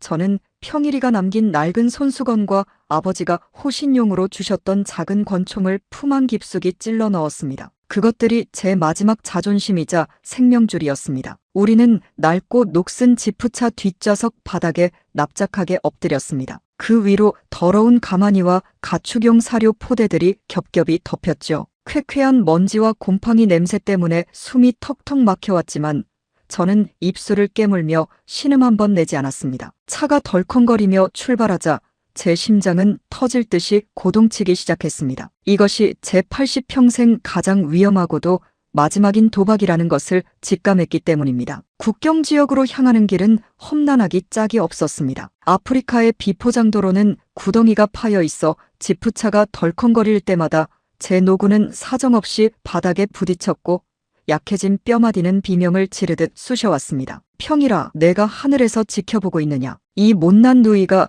내가 해외를 떠돌며 겪었을 그 모진 세월과 외로움을 이제야 온몸으로 배우고 있구나. 저는 어둠 속에서 동생의 이름을 나직이 부르며 고통을 견냈습니다. 검문소가 나타날 때마다 차는 급하게 멈춰 섰고 현지 군인들의 거칠고 위협적인 목소리가 들려왔습니다. 그들이 총구로 지프차 뒷좌석의 가마니를 툭툭 건드릴 때마다 차가운 쇠붙이의 감촉이 제 등을 스치는 것 같아 전신이 마비되는 공포를 느꼈습니다. 평생을 남에게 명령만 내리며 호령하던 제가 이제는 이름도 모르는 외국 군인의 손가락 하나에 목숨이 왔다 갔다 하는 처량한 신세가 된 것입니다. 가장 위험했던 순간은 콩고 국경을 넘기 직전의 마지막 관문이었습니다. 그곳에는 평양에서 급파된 보위부 요원 2명이 현지 경찰들과 함께 뱀 같은 눈을 뜨고 지나가는 차량을 일일이 확인하고 있었습니다. 명철이가 운전대를 잡고 식은땀을 비오듯 흘리는 것이 가만히 아래 엎드린 제게도 고스란히 느껴졌습니다. 잠깐 차 세워. 뒤에 실린 사료 포대 안에 뭐가 들었어?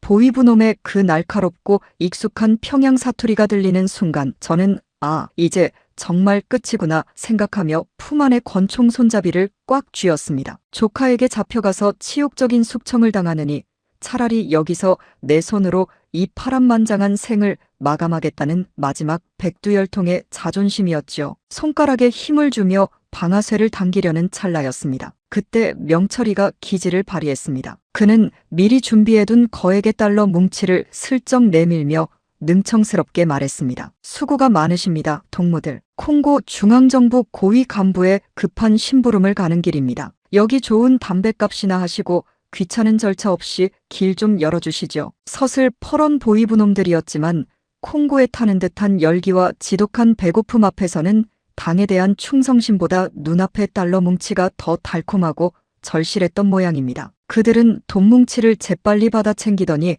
대충 손짓하며 차를 보내주었습니다. 권력이 아무리 강하고 사상이 아무리 투철하다 해도 사람의 근본적인 욕심은 이길 수 없다는 그 비참한 현실이 역설적으로 저를 살린 셈이지요. 차가 검문소를 무사히 통과해 다시 속도를 높였을 때 저는 가만히 아래서 참았던 숨을 한꺼번에 몰아쉬며 소리 없이 뜨거운 눈물을 흘렸습니다. 국경을 넘어 안전가옥에 도착했을 때 저는 그대로 차가운 바닥에 쓰러졌습니다. 여든을 바라보는 녹으로 며칠을 차 바닥에 엎드려 있었으니 오죽했겠습니까? 온몸에 마비가 온 듯 감각이 없었습니다. 하지만 쉴 틈이 전혀 없었습니다. 바로 중국으로 향하는 비밀 비행편을 타야 했기 때문입니다. 위조된 여권에는 제 이름 김경희 대신 전혀 낯선 외국 이름이 적혀 있었습니다. 평생을 김경희라는 이름 석자만으로 전 세상을 호령하고 인민들의 머리 위에 군림했는데 이제는 정체 모를 가짜 이름 뒤에 비겁하게 숨어 숨을 쉬어야 했습니다. 비행기 트랩을 오르며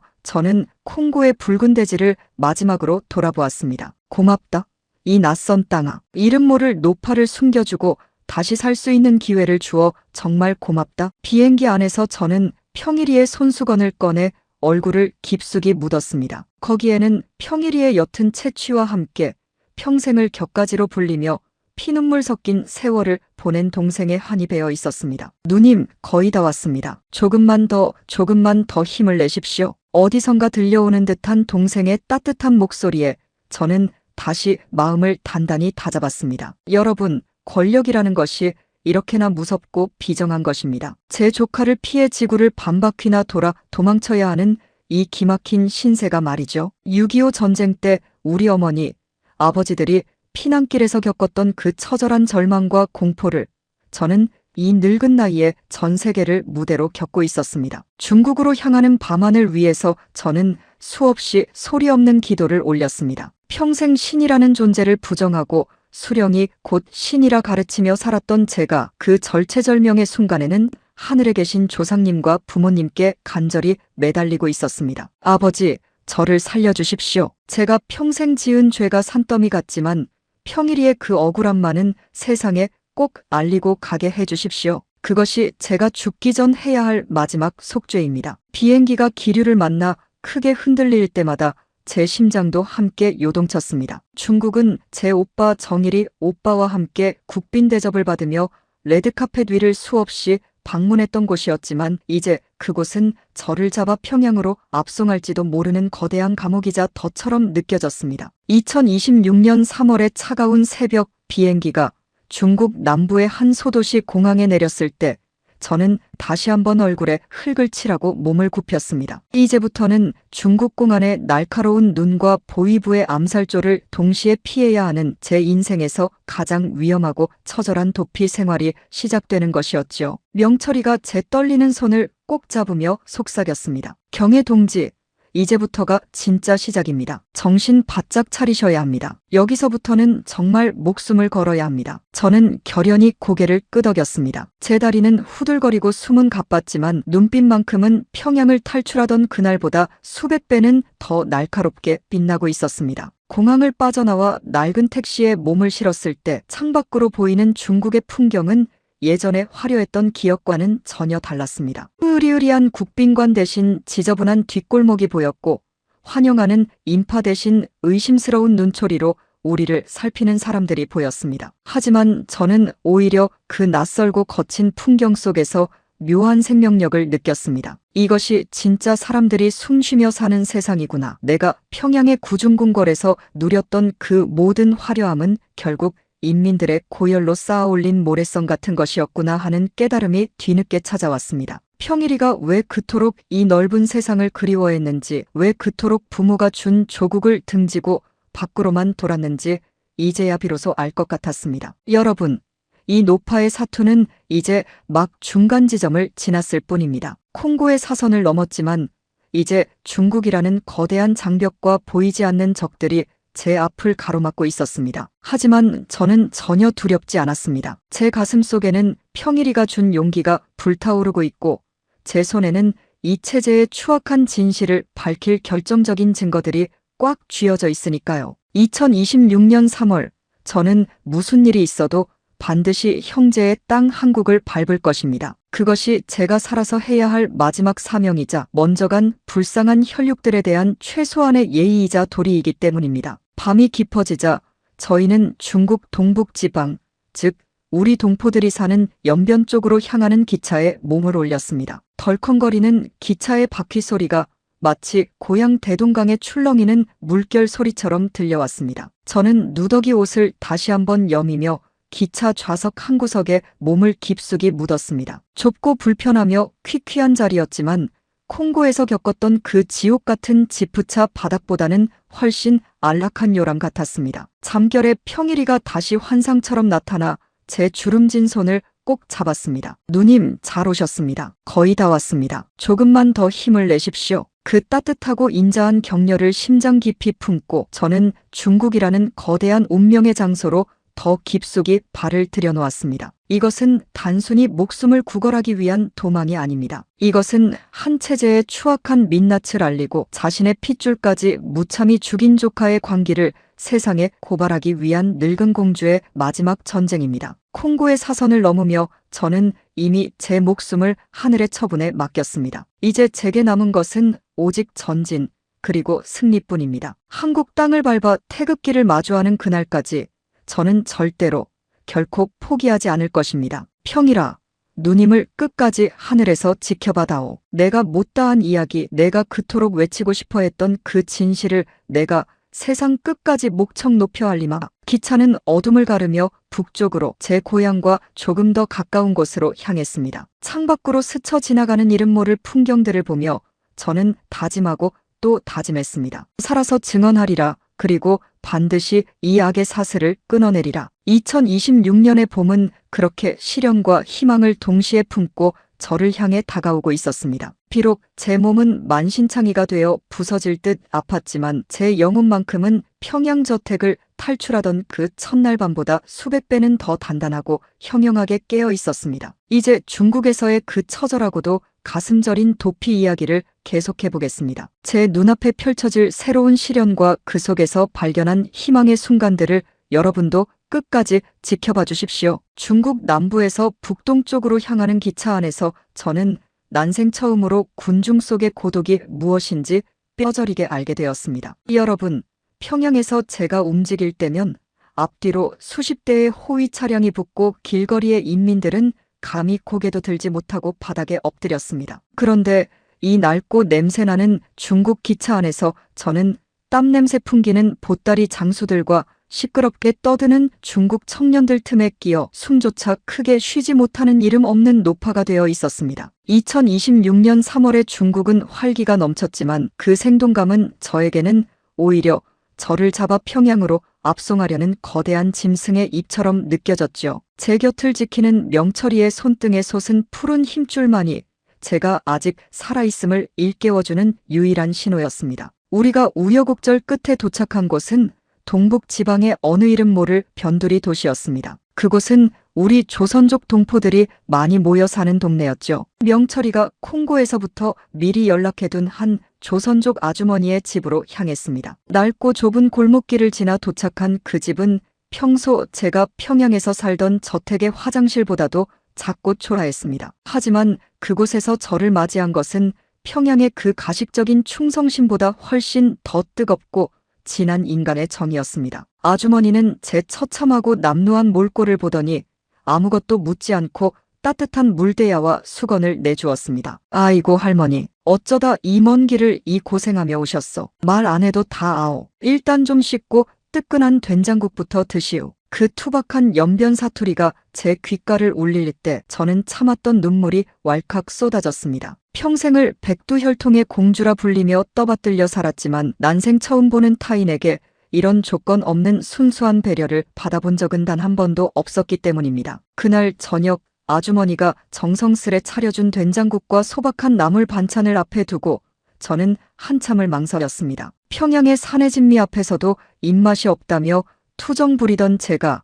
김이 모락모락 나는 된장국 냄새에 침이 고이는 것이 스스로 부끄럽기도 했습니다. 떨리는 손으로 한 숟갈을 떠서 입에 넣는 순간 고향의 맛이 혀끝을 자극하며 참아왔던 서러움이 눈물이 되어 국물 속으로 뚝뚝 떨어졌습니다. 여러분, 이게 진짜 사람 사는 맛이구나. 이게 진짜 우리 민족의 정이구나 하는 생각이 가슴을 쳤습니다. 아주머니는 제 거친 손을 꼭 잡으며 말했습니다. 걱정 마오. 여기 있는 동안은 아무도 할머니를 못 건드려. 우리 집안도 옛날 6.25 때 북에서 넘어온 사람들이라오. 남 같지 않소. 이복 동생 평일이 왜 그토록 중국 땅의 동포들을 아끼고 그들에게 은밀히 도움을 주려 했는지 그 따뜻한 손길을 느끼며 비로소 이해할 수 있었습니다. 평일이는 권력보다 이 사람 냄새 나는 정이 더 그리웠던 모양입니다. 하지만 그 따뜻한 평온함은 그리 오래가지 못했습니다. 중국 공안의 탈북자 단속이 그 어느 때보다 심해졌다는 흉흉한 소식이 들려왔고 무엇보다 평양에서 급파된 암살조가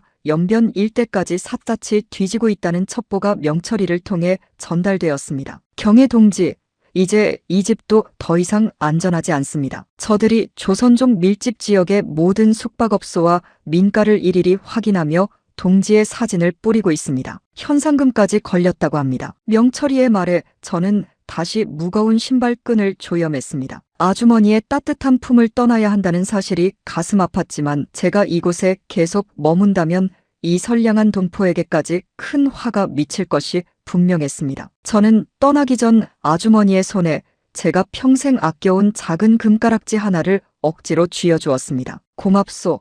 이 은혜는 내가 죽어서 저 세상에 가서도 잊지 않겠소. 우리는 다시 길 위로 나섰습니다. 이번에는 신분을 더 철저히 숨기기 위해 중국의 깊은 농촌 지역으로 숨어들었습니다. 식당 일이나 밭일을 돕는 일꾼으로 위장했죠. 여러분, 여든을 바라보는 백두혈통의 성골 공주가 중국 식당 뒷방에서 산더미처럼 쌓인 기름진 그릇을 닫고 밭에서 허리를 구부려 하루 종일 김을 맨다고 상상해 보십시오. 손가락 끝은 물에 불어 터지고 갈라졌으며 허리는 끊어질 듯 아파 밤마다 앓는 소리가 절로 나왔습니다. 하지만 그 육체적 고통보다 저를 더 괴롭혔던 것은 언어의 장벽이었습니다. 중국말을 전혀 못하니 벙어리 행세를 해야 했고 누군가 제게 말을 걸 때마다 가슴이 철렁 내려앉아 고개를 푹 숙여야 했습니다. 공안의 사이렌 소리만 멀리서 들려도 심장이 멎는 것 같아 헛간 구석의 거적대기 속에 몸을 숨기곤 했습니다. 그때마다 저를 지탱해 준 것은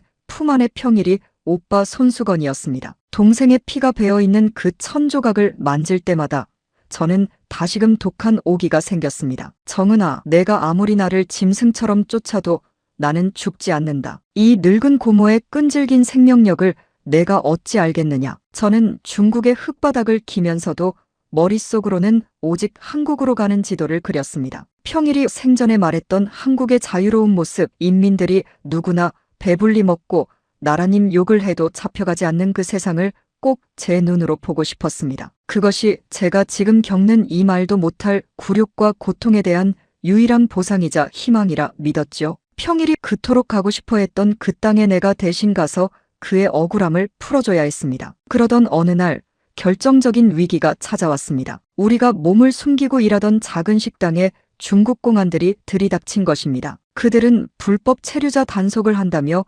일꾼들을 한 명씩 벽에 세우고 신분증을 대조했습니다. 제 차례가 다가올수록 눈앞이 캄캄해지고 다리가 후들거렸습니다. 명철이는 이미 뒷문으로 빠져나가 숲속에서 신호를 기다리고 있었고 저 혼자 공안 앞에 서게 되었습니다. 신분증 내놔. 어디서 왔어? 공안의 거친 고함 소리에 저는 고개를 숙이고 부들부들 떨며 대답하지 못했습니다. 그때 평소 무뚝뚝하고 사납게 저를 대하던 식당 주인이 갑자기 앞장서서 나섰습니다. 아이고 나리들. 이 노인네는 제 먼 친척인데 어려서부터 귀머거리의 벙어리입니다. 고향 시골에서 올라와 잠시 쉬고 있는 거예요. 여기 담뱃값이나 하시고 그냥 가시죠. 주인이 미리 준비한 두툼한 뇌물을 찔러주자 공안들은 제 얼굴을 대충 훑어보고는 퇴하고 침을 뱉으며 지나갔습니다. 공안들이 완전히 떠난 뒤 저는 식당 주인 앞에 무릎을 꿇고 머리를 조아려 감사의 절을 했습니다. 비록 말이 통하지 않아도 제 진심이 전달되었는지 주인은 제 어깨를 투박하게 두드리며 씁쓸하게 웃었습니다. 조선 땅에서 온 아주 귀한 분인 것 같은데 조심해서 가시오. 여기도 이제 보이부놈들이 깔려서 안전하지 않소. 그 말 한마디에 저는 다시 한번 인류애라는 것을 느꼈습니다. 체제와 이념을 떠나 고통받는 사람을 돕고자 하는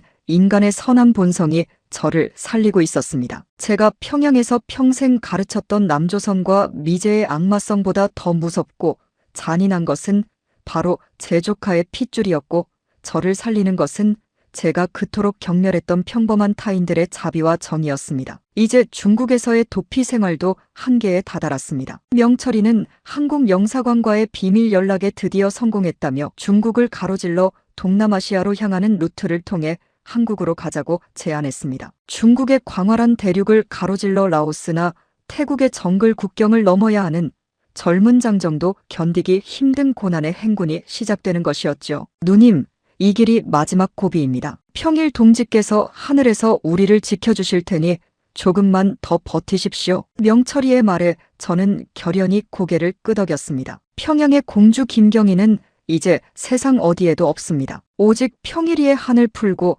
북녘 땅의 진실을 알리려는 늙은 투사만이 남았을 뿐입니다. 중국에서의 생활은 제게 많은 것을 뼈저리게 가르쳐 주었습니다. 권력의 최정상인 평양 중구역에서는 절대로 보지 못했던 세상의 밑바닥을 보았고 그곳에서 오히려 더 눈부시게 피어나는 따뜻한 인간의 정을 느꼈습니다. 제가 평생 누렸던 그 화려함과 권세가 얼마나 많은 인민의 피눈물과 고열 위에 세워진 신기루 같은 모래성이었는지도 밤마다 뼈저리게 반성했습니다. 평일아, 정말 미안하다. 이 누이가 조금만 더 일찍 이 세상을 보았더라면 너를 그토록 외롭게 타국에서 떠돌게 두지 않았을 텐데. 저는 밤마다 차가운 달을 보며 동생에게 눈물로 고백했습니다. 중국의 찬바람은 여전히 매서웠지만 제 가슴 속에는 이제 절대로 식지 않는 자유와 속죄의 불꽃이 타오르고 있었습니다. 2026년 3월의 봄 기온이 중국 대륙 남쪽에서부터 조금씩 스며들고 있었습니다. 저는 낡은 보따리 하나를 짊어지고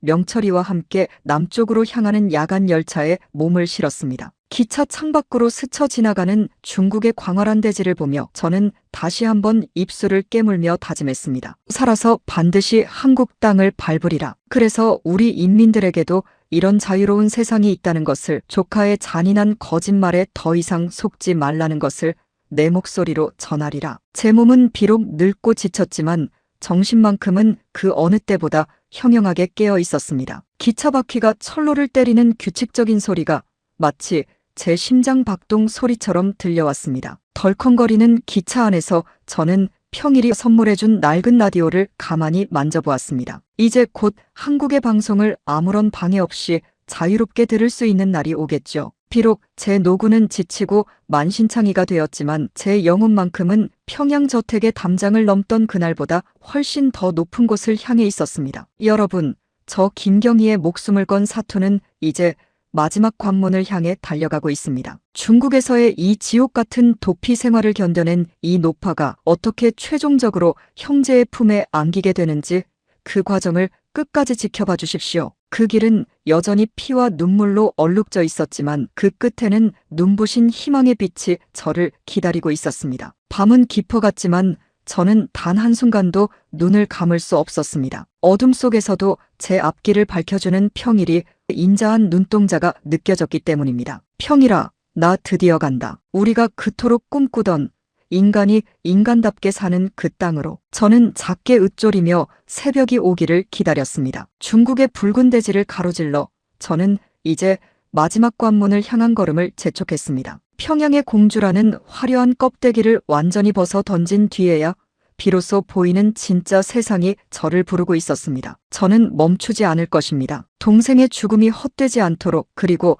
내 인생의 마지막 속죄를 완성하기 위해서 말이죠. 덜컹거리는 기차는 그렇게 저를 싣고 운명의 남쪽으로 달리고 또 달렸습니다. 중국 대륙의 끝자락에 닿았을 때 제 몸은 이미 제 것이 아니었습니다. 여러분, 80평생 비단길만 걷고 귀한 것만 보고 살던 이 늙은 다리가 중국을 종단하며 겪은 그 모진 고초를 어찌 다 말로 하겠습니까? 2026년 3월의 열기는 중국 남부를 지나 동남아시아 접경에 다다르자 제 숨통을 턱턱 막아왔습니다. 하지만 저를 더 숨가쁘게 했던 것은 등 뒤에서 느껴지는 보위부 암살조의 서슬퍼런 칼날이었습니다. 경혜 동지, 이제부터는 정말 짐승처럼 기어야 합니다. 이곳 국경은 공안보다 무서운 밀림과 늪지대입니다. 정신줄 놓으시면 바로 끝입니다. 명철이의 목소리에도 이제는 지독한 피로와 비장함이 섞여 있었죠. 그 소리를 들으며 저는 다시 한번 해진 신발끈을 조여맸습니다. 우리는 라오스 국경을 넘기 위해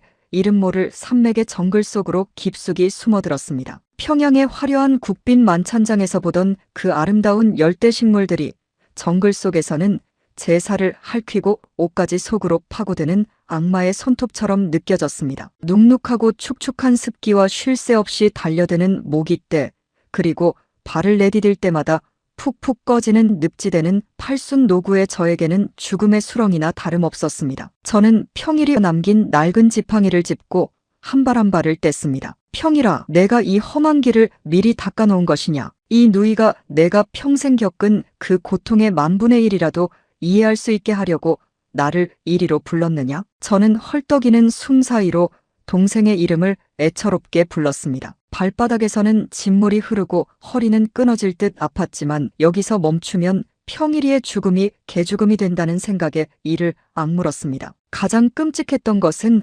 메콩강을 건너야 했던 그 검은 밤이었습니다. 칠흑 같은 어둠 속에서 강물 소리는 마치 굶주린 거대한 짐승의 울음소리처럼 들렸죠. 위태로운 작은 목선에 몸을 실었을 때 강물 위로 북한 보위부와 연결된 현지 암살조가 쏜 서치라이트가 번쩍이며 수면을 지나갔습니다. 저는 배 바닥에 썩은 물 위에 납작하게 엎드려 진흙 묻은 얼굴을 강물에 적셨습니다. 하늘에 계신 조상님 아버지, 제발 저를 버리지 마십시오. 여기서 저 차가운 물귀신이 된다면 평일이의 억울함은 누가 풀어준단 말입니까? 저 정은이 조카놈의 관계를 누가 세상에 알린단 말입니까? 평생 무신론자로 살았던 제가 그 차가운 강물 위에서는 손이 발이 되도록 빌고 또 빌었습니다. 6.25 전쟁 때 한강 다리를 건너던 피난민들의 심정이 바로 이랬을까 싶어 가슴이 미어지고 눈물이 강물에 섞여 흘러갔습니다. 메콩강을 무사히 건너 태국 땅을 밟았을 때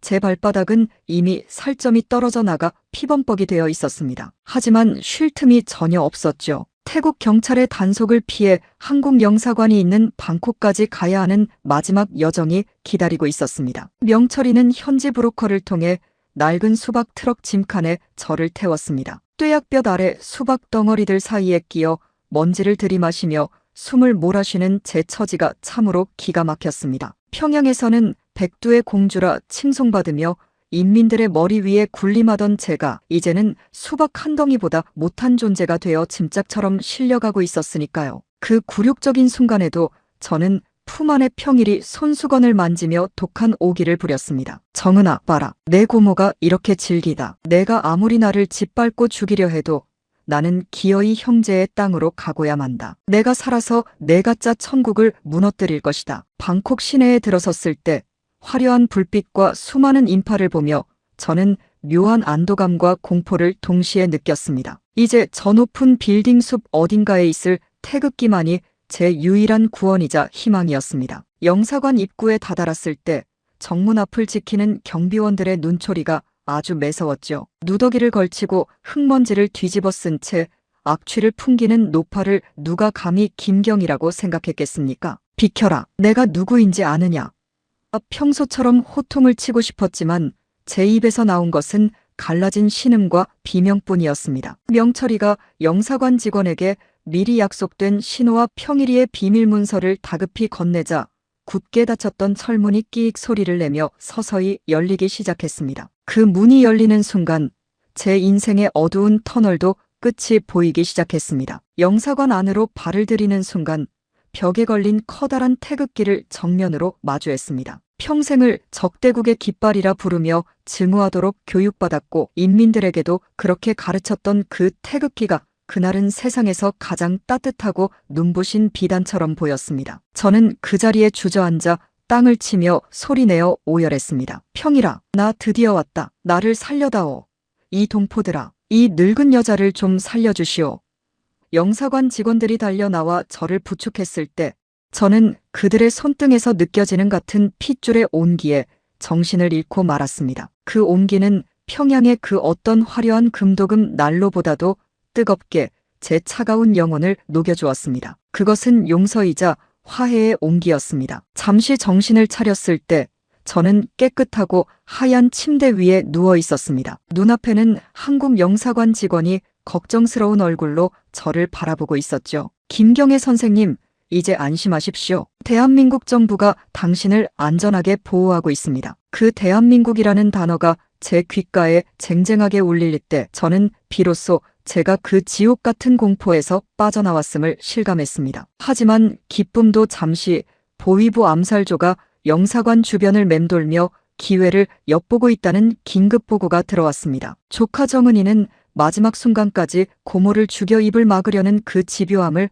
포기하지 않았던 겁니다. 영사관 건물 밖에서 들리는 날카로운 자동차 소리 하나에도 저는 소스라치게 놀라며 평일이의 손수건을 손바닥이 하얘지도록 꽉 쥐었습니다. 영사관에서의 며칠은 긴장과 설렘의 연속이었습니다. 한국 정부는 저의 신변 보호를 위해 최고 등급의 경계령을 내렸고 저는 그곳에서 평일이 남긴 피 묻은 일기장과 북한 내부의 극비 문서들을 하나하나 정리했습니다. 여러분, 이게 바로 저들이 수십 년간 숨겨온 추악한 진실입니다. 같은 핏줄을 죽이고 인민을 굶기며 쌓아올린 저들의 성전은 거대한 사기극입니다. 저는 눈물을 흘리며 서류들을 넘겼습니다. 6.25 전쟁 이후 분단된 70여 년의 세월 동안 우리가 왜 서로를 죽이지 못해 안달난 원수로 여기며 살아야 했는지 그 비극의 원인이 제 손때 묻은 종이들 속에 고스란히 적혀 있었습니다. 그 죄책감에 저는 밤마다 가슴을 치며 회개했습니다. 2026년 3월 중순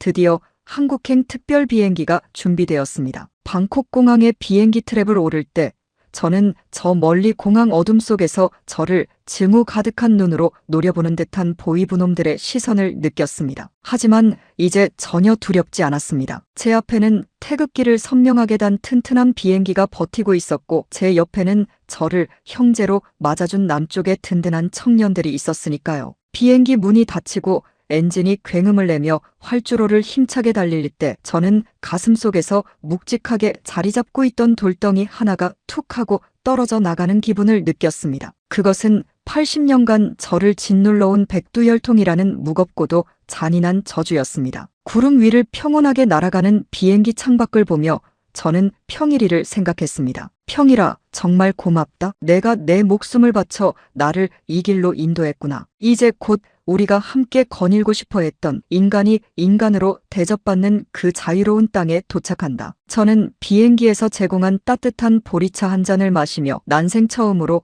아무런 공포 없이 평온한 잠에 빠져들었습니다. 꿈속에서는 더 이상 조카의 차가운 사리도 암살조의 서슬 퍼런 총구도 보이지 않았죠. 그 대신 대동강 온반처럼 따뜻한 김이 모락모락 피어오르는 한국의 평화로운 시골 풍경이 저를 반겨주었습니다. 인천공항이 가까워졌다는 안내방송이 나올 때 제 가슴은 다시금 세차게 뛰었습니다. 70년 넘게 괴뢰 적대국이라 불렀던 그 땅이 이제 제 남은 생을 의탁할 마지막 고향이 되려 하고 있었습니다. 창밖으로 내려다 보이는 인천의 화려하고 생동감 넘치는 불빛은 평양의 인공적이고 죽어있는 빛과는 차원이 다른 진정한 삶의 빛이었습니다. 저는 거울을 보며 흙먼지에 절은 헝클어진 머리를 떨리는 손으로 매만졌습니다. 비록 주름진 노파의 초라한 모습이었지만 그 눈빛만큼은 이 세상 어느 공주보다도 당당하고 형형했습니다. 그래, 가자. 가서 내가 지은 죄를 솔직하게 고백하고 평일이의 그 진심을 이 땅의 사람들에게 전하자. 비행기 바퀴가 인천공항 활주로에 부드럽게 닿는 순간 저는 벅차오르는 감격을 이기지 못해 두 손으로 얼굴을 감싸쥐고 소리 없이 울었습니다. 나왔어. 이 경이가 드디어 살아서 형제의 땅에 왔어. 평일아, 우리가 이겼다. 비행기 문이 열리고 한국의 맑은 새벽 공기가 제 폐부 깊숙이 시원하게 들어왔을 때 저는 그것이 바로 제가 평생 찾았던 진짜 자유의 냄새라는 것을 단번에 알 수 있었습니다. 콩고에 타는 듯한 열기도 중국의 칼날 같은 찬바람도 아닌 살랑살랑 불어오는 서울의 봄바람이 제 거친 뺨을 부드럽게 어루만졌습니다. 80년 만에 처음 느껴보는 진짜 평화였습니다. 여러분, 이 여정은 단순히 목숨을 건 탈출이 아니었습니다. 그것은 한 인간이 평생을 가둬온 거짓과 허울 좋은 껍데기를 스스로 벗어 던지고 진정한 자유와 인간성을 찾아가는 처절한 고해성사였습니다. 이제 저는 한국 땅을 당당히 밟고 새로운 시작을 하려 합니다. 저를 형제로 맞아준 이 땅의 고마운 사람들에게, 그리고 아직도 저 북녘 땅에서 압제와 굶주림에 고통받는 우리 불쌍한 인민들에게 제가 보았던 그 핏빛 진실과 이제야 어렵게 찾은 희망의 빛을 하나하나 들려드리겠습니다. 2026년 3월의 어느 날 인천공항의 새벽 하늘은 그 어느 때보다 맑고 높았습니다. 저는 휠체어에 앉아 부축을 받으며 비행기 계단을 천천히 내려왔습니다. 제 발바닥 아래 닿은 한국 땅의 감촉은 비단보다 부드럽고 솜사탕보다 따뜻했습니다. 평일아, 누님 왔다. 이제 우리같이 이 자유로운 땅의 흙을 마음껏 밟았구나. 저는 곁에 없지만 보이지 않는 동생의 손을 꼭 쥐었습니다. 이제 제 사투의 마지막 장이 서울의 따사로운 봄볕 아래서 새롭게 시작되고 있었습니다. 그 길 끝에 무엇이 기다리고 있을지 저는 설레는 마음과 엄숙한 책임감을 품고 첫 발을 내디뎠습니다. 제 여정은 이제 비로소 완성을 향해 달려가고 있습니다. 인천공항의 활주로를 밟던 그 새벽의 차가우면서도 상쾌한 공기를 저는 80평생 결코 잊지 못할 것입니다. 여러분, 평생을 백두혈통의 공주라는 화려하지만 허울 좋은 감옥에 갇혀 살던 이 김경희가 난생 처음으로 제 의지로 자유의 땅을 밟았을 때의 그 온몸이 떨리는 전율을 어찌 다 말로 표현하겠습니까? 2026년 3월, 서울의 봄은 평양보다 훨씬 따뜻하고 부드러운 바람을 머금고 있었습니다. 공항 문을 나서며 마주한 대한민국의 풍경은 제가 평생 적대국이라 부르며 증오하도록 교육받았던 것이 아니라 우리가 잃어버렸던 형제의 따뜻한 얼굴 그 자체였습니다. 저는 정부 관계자의 부축을 받으며 차창 밖으로 끝없이 펼쳐지는 서울의 거리를 보며 연신 손수건으로 눈물을 닦았습니다. 밤새 불이 꺼지지 않는 화려한 거리와 바쁘고 활기차게 움직이는 사람들을 보며 가여운 내 남동생 평일이가 왜 그토록 이 넓고 자유로운 세상을 우리 북녘 인민들에게 보여주고 싶어 했는지 그 진심이 가슴 저리게 다가왔습니다. 정부에서 마련해준 안전가옥에 도착했을 때 저는 가장 먼저 동생 평일이가 목숨과 바꾸어 남겨준 낡은 손수건과 피 묻은 일기장을 책상 위에 정중히 올려두었습니다. 평일아, 이 못난 누님이 드디어 왔다. 내가 그토록 밟고 싶어 했던 그 자유의 땅에 내가 내 몫까지 살아서 기어이 도착했다. 저는 그 낡은 천조각 앞에 무릎을 꿇고 한참을 어린아이처럼 소리내어 흐느꼈습니다. 아프리카 콩고에 타는 듯한 열기 속에서도 중국의 차갑고 어두운 뒷골목에서도 저를 지탱해 준 것은 바로 나보다 9살이나 어린 내 남동생 평일이가 남겨준 그 가냘픈 희망의 불씨였습니다. 이제 저는 더 이상 암살조를 피해 도망칠 필요도 어둠 속에 숨을 필요도 없었습니다. 하지만 마음 한편에는 여전히 북에 두고 온 늙으신 노모와 고통받는 인민들에 대한 죄책감이 납덩이처럼 무겁게 자리 잡고 있었습니다. 나는 이렇게 과분한 자유를 누리는데 저 불쌍한 동포들은 아직도 그 칠흑 같은 어둠 속에서 신음하고 있구나. 그 생각에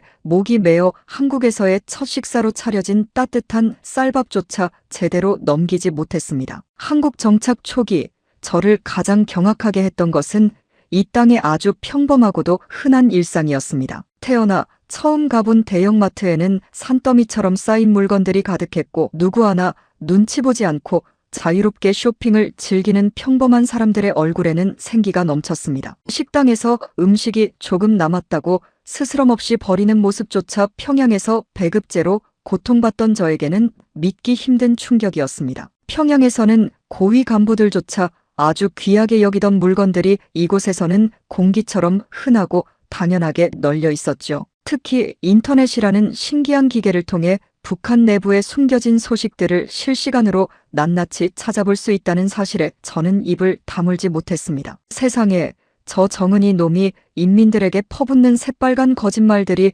이곳에서는 이렇게나 투명하게 밝혀지고 있었구나. 저는 컴퓨터 화면 속에서 뼈만 남은 채 굶주린 아이들의 모습과 정은이의 호화롭기 그지없는 생활을 번갈아 보며 끓어오르는 분노를 주체할 수 없었습니다. 제가 권력의 최정점에 있을 때는 애써 외면했던 혹은 보지 않으려 했던 그 처참한 비극의 민낯을 이곳 한국에서야 비로소 정면으로 마주하게 된 것입니다. 어느 날은 남쪽의 사람 냄새 나는 평범한 재래시장을 구경하러 나갔습니다. 장마당이라고 하면 평양에서는 늘 보위부의 서슬 퍼런 단속 대상이었는데 이곳 시장은 상인들의 정겨운 웃음소리와 흥정하는 소리로 활기가 넘쳐났습니다. 김이 모락모락 나는 떡볶이를 파는 아주머니가 제 낯선 말투를 듣더니 눈을 동그랗게 뜨며 물으시더군요. 아유, 할머니 고향이 저기 이북이신가 봐요? 우리 시어머니도 실향민이신데 이거 맛 좀 보세요. 뜨거워요. 라며 따뜻한 떡 한 점을 제 입에 직접 넣어주었습니다. 그 투박하지만 진심 어린 손길에 저는 평양의 고귀한 공주가 아닌 그저 길 잃은 가엾은 노파로서 생전 처음 느껴보는 위로를 받았습니다. 말투는 조금 달라도 쓰는 단어는 조금 틀려도 우리는 분명 1000년을 함께 살아온 한 핏줄이었습니다. 70년 넘게 서로를 죽여야 할 원수라 부르며 총부리를 겨누었던 그 세월이 얼마나 헛되고 부질없는 것이었는지 시장 상인의 투박한 정을 느끼며 저는 가슴을 치며 후회했습니다. 평일아, 내가 해외를 떠돌며 그토록 말하고 싶어 했던 자유가 바로 이런 것이었구나. 누구도 억압당하지 않고 누구도 굶주리지 않으며 이웃과 따뜻한 온기를 나누는 이 평범한 삶 말이다. 하지만 제 한국 정착 생활이 평탄하기만 한 것은 결코 아니었습니다. 북한 보위부의 끈질긴 암살 위협은 서울 한복판에서도 여전했죠. 대한민국 정부에서 제공한 24시간 철통 경호원들이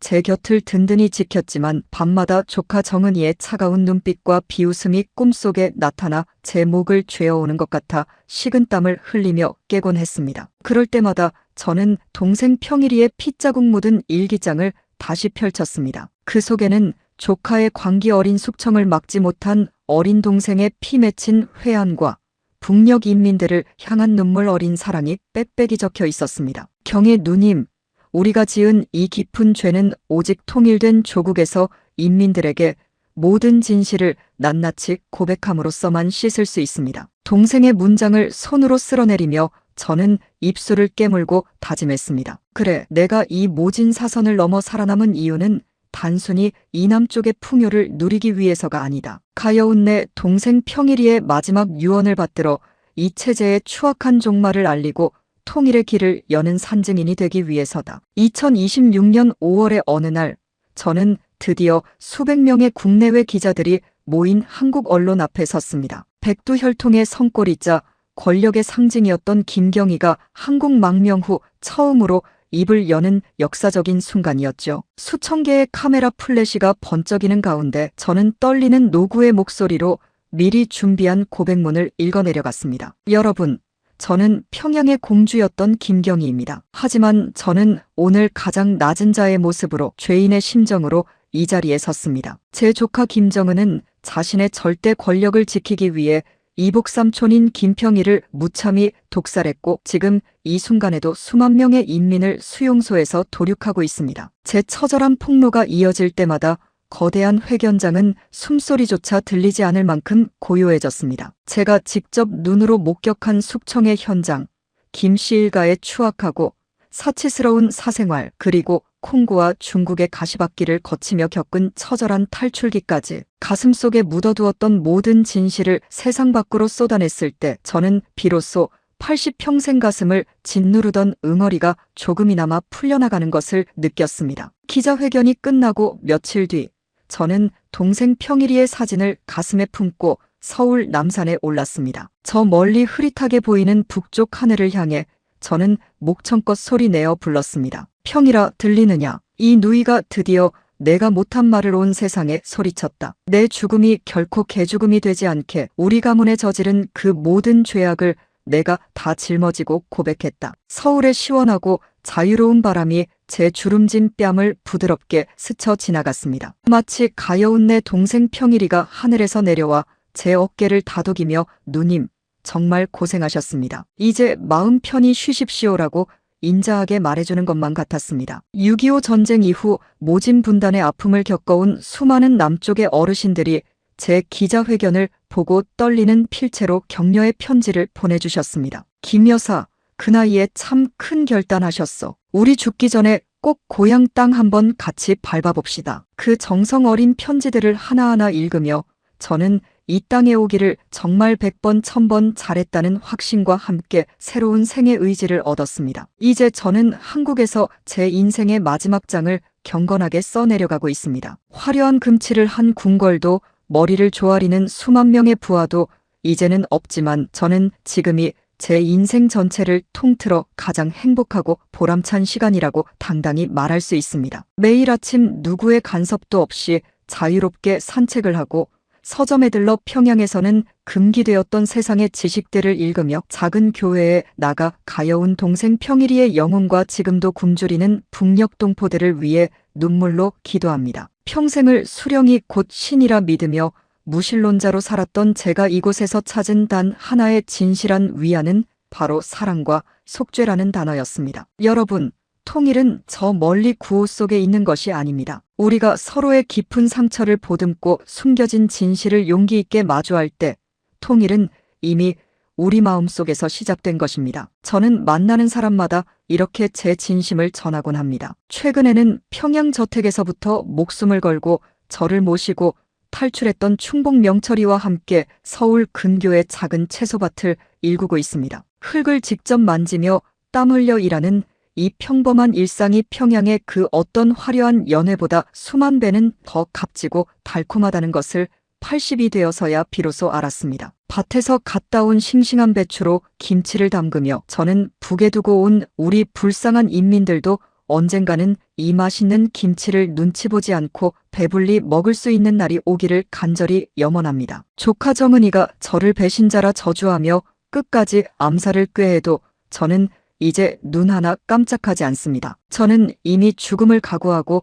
이 땅에 발을 내디뎠으며 제가 세상에 남긴 증언들은 이제 그 누구도 지울 수 없는 준엄한 역사가 되었기 때문입니다. 2026년의 가을이 깊어 산과 들에 단풍이 물들고 있습니다. 저는 가끔 인천공항 쪽 하늘을 보며 제가 처음 도착했던 그날의 감격을 회상합니다. 아프리카 콩고에 타는 듯한 붉은 흙, 중국 대륙의 살을 애는 매서운 바람, 메콩강의 차가운 물줄기. 그 모든 죽음의 고난은 오만했던 저를 단련시키고 인간으로 다시 태어나게 하기 위한 하늘의 뜻이었을 겁니다. 저는 이제 남은 생을 대한민국 국민의 한 사람으로서 그리고 북녘 인민들의 진실한 대변인으로서 살아가려 합니다. 제 인생의 시작은 비록 오만과 독선으로 가득 찬 권력자의 삶이었으나 제 인생의 마지막 끝은 진심 어린 속죄와 희망을 전하는 평범한 이웃 노파의 삶으로 기억되기를 간절히 바랍니다. 여러분, 저 김경희의 길고도 고통스러웠던 이야기를 끝까지 들어주셔서 정말 고맙습니다. 핏줄이 핏줄을 죽이는 그 비정한 권력의 끝자락을 보았지만 저는 이곳 한국에서 그 깊은 상처를 치유하는 더 큰 사랑과 포용의 힘을 보았습니다. 우리 세대가 이 세상을 떠나기 전에 부디 저 흉측한 휴전선이 무너지고 남과 북의 노인들이 서울역에서 기차를 타고 평양으로 함흥으로 그리운 고향 나들이를 가는 그날이 오기를 오늘도 두 손 모아 기도합니다. 그때가 되면 저는 가여운 내 남동생 평일이의 유고를 모시고 대동강변에 뿌려주며 꼭 이렇게 속삭여주고 싶습니다. 평일아, 우리가 그토록 꿈꾸던 진짜 낙원이 드디어 이 땅에 왔단다. 누님이 조금 많이 늦었지만 너와의 약속을 기어이 지켰다. 창밖으로 붉은 노을이 아름답게 지고 있습니다. 평양에서 보던 그 불길하고 핏빛 가득한 노을과는 전혀 다른 평화롭고 따스한 주홍빛 노을입니다. 저는 동생 평일이가 남겨준 그 낡은 손수건을 가만히 접어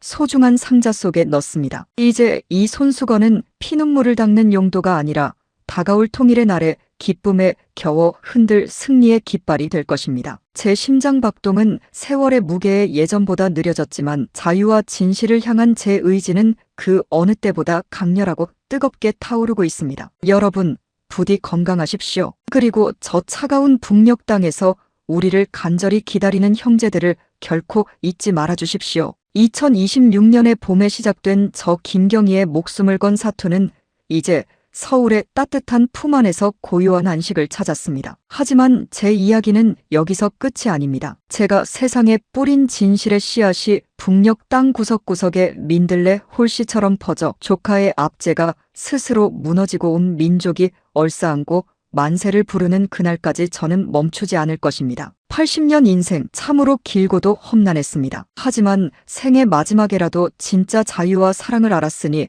이만하면 참 괜찮은 인생 아니겠습니까? 고맙습니다. 정말 고맙습니다. 이 따뜻한 남쪽의 봄볕 아래서 저는 오늘도 통일의 그 기쁜 날을 꿈꾸며 행복한 잠자리에 듭니다. 가여운 내 동생 평일이가 하늘나라에서 환하게 웃고 있을 그날을 기다리며 말입니다.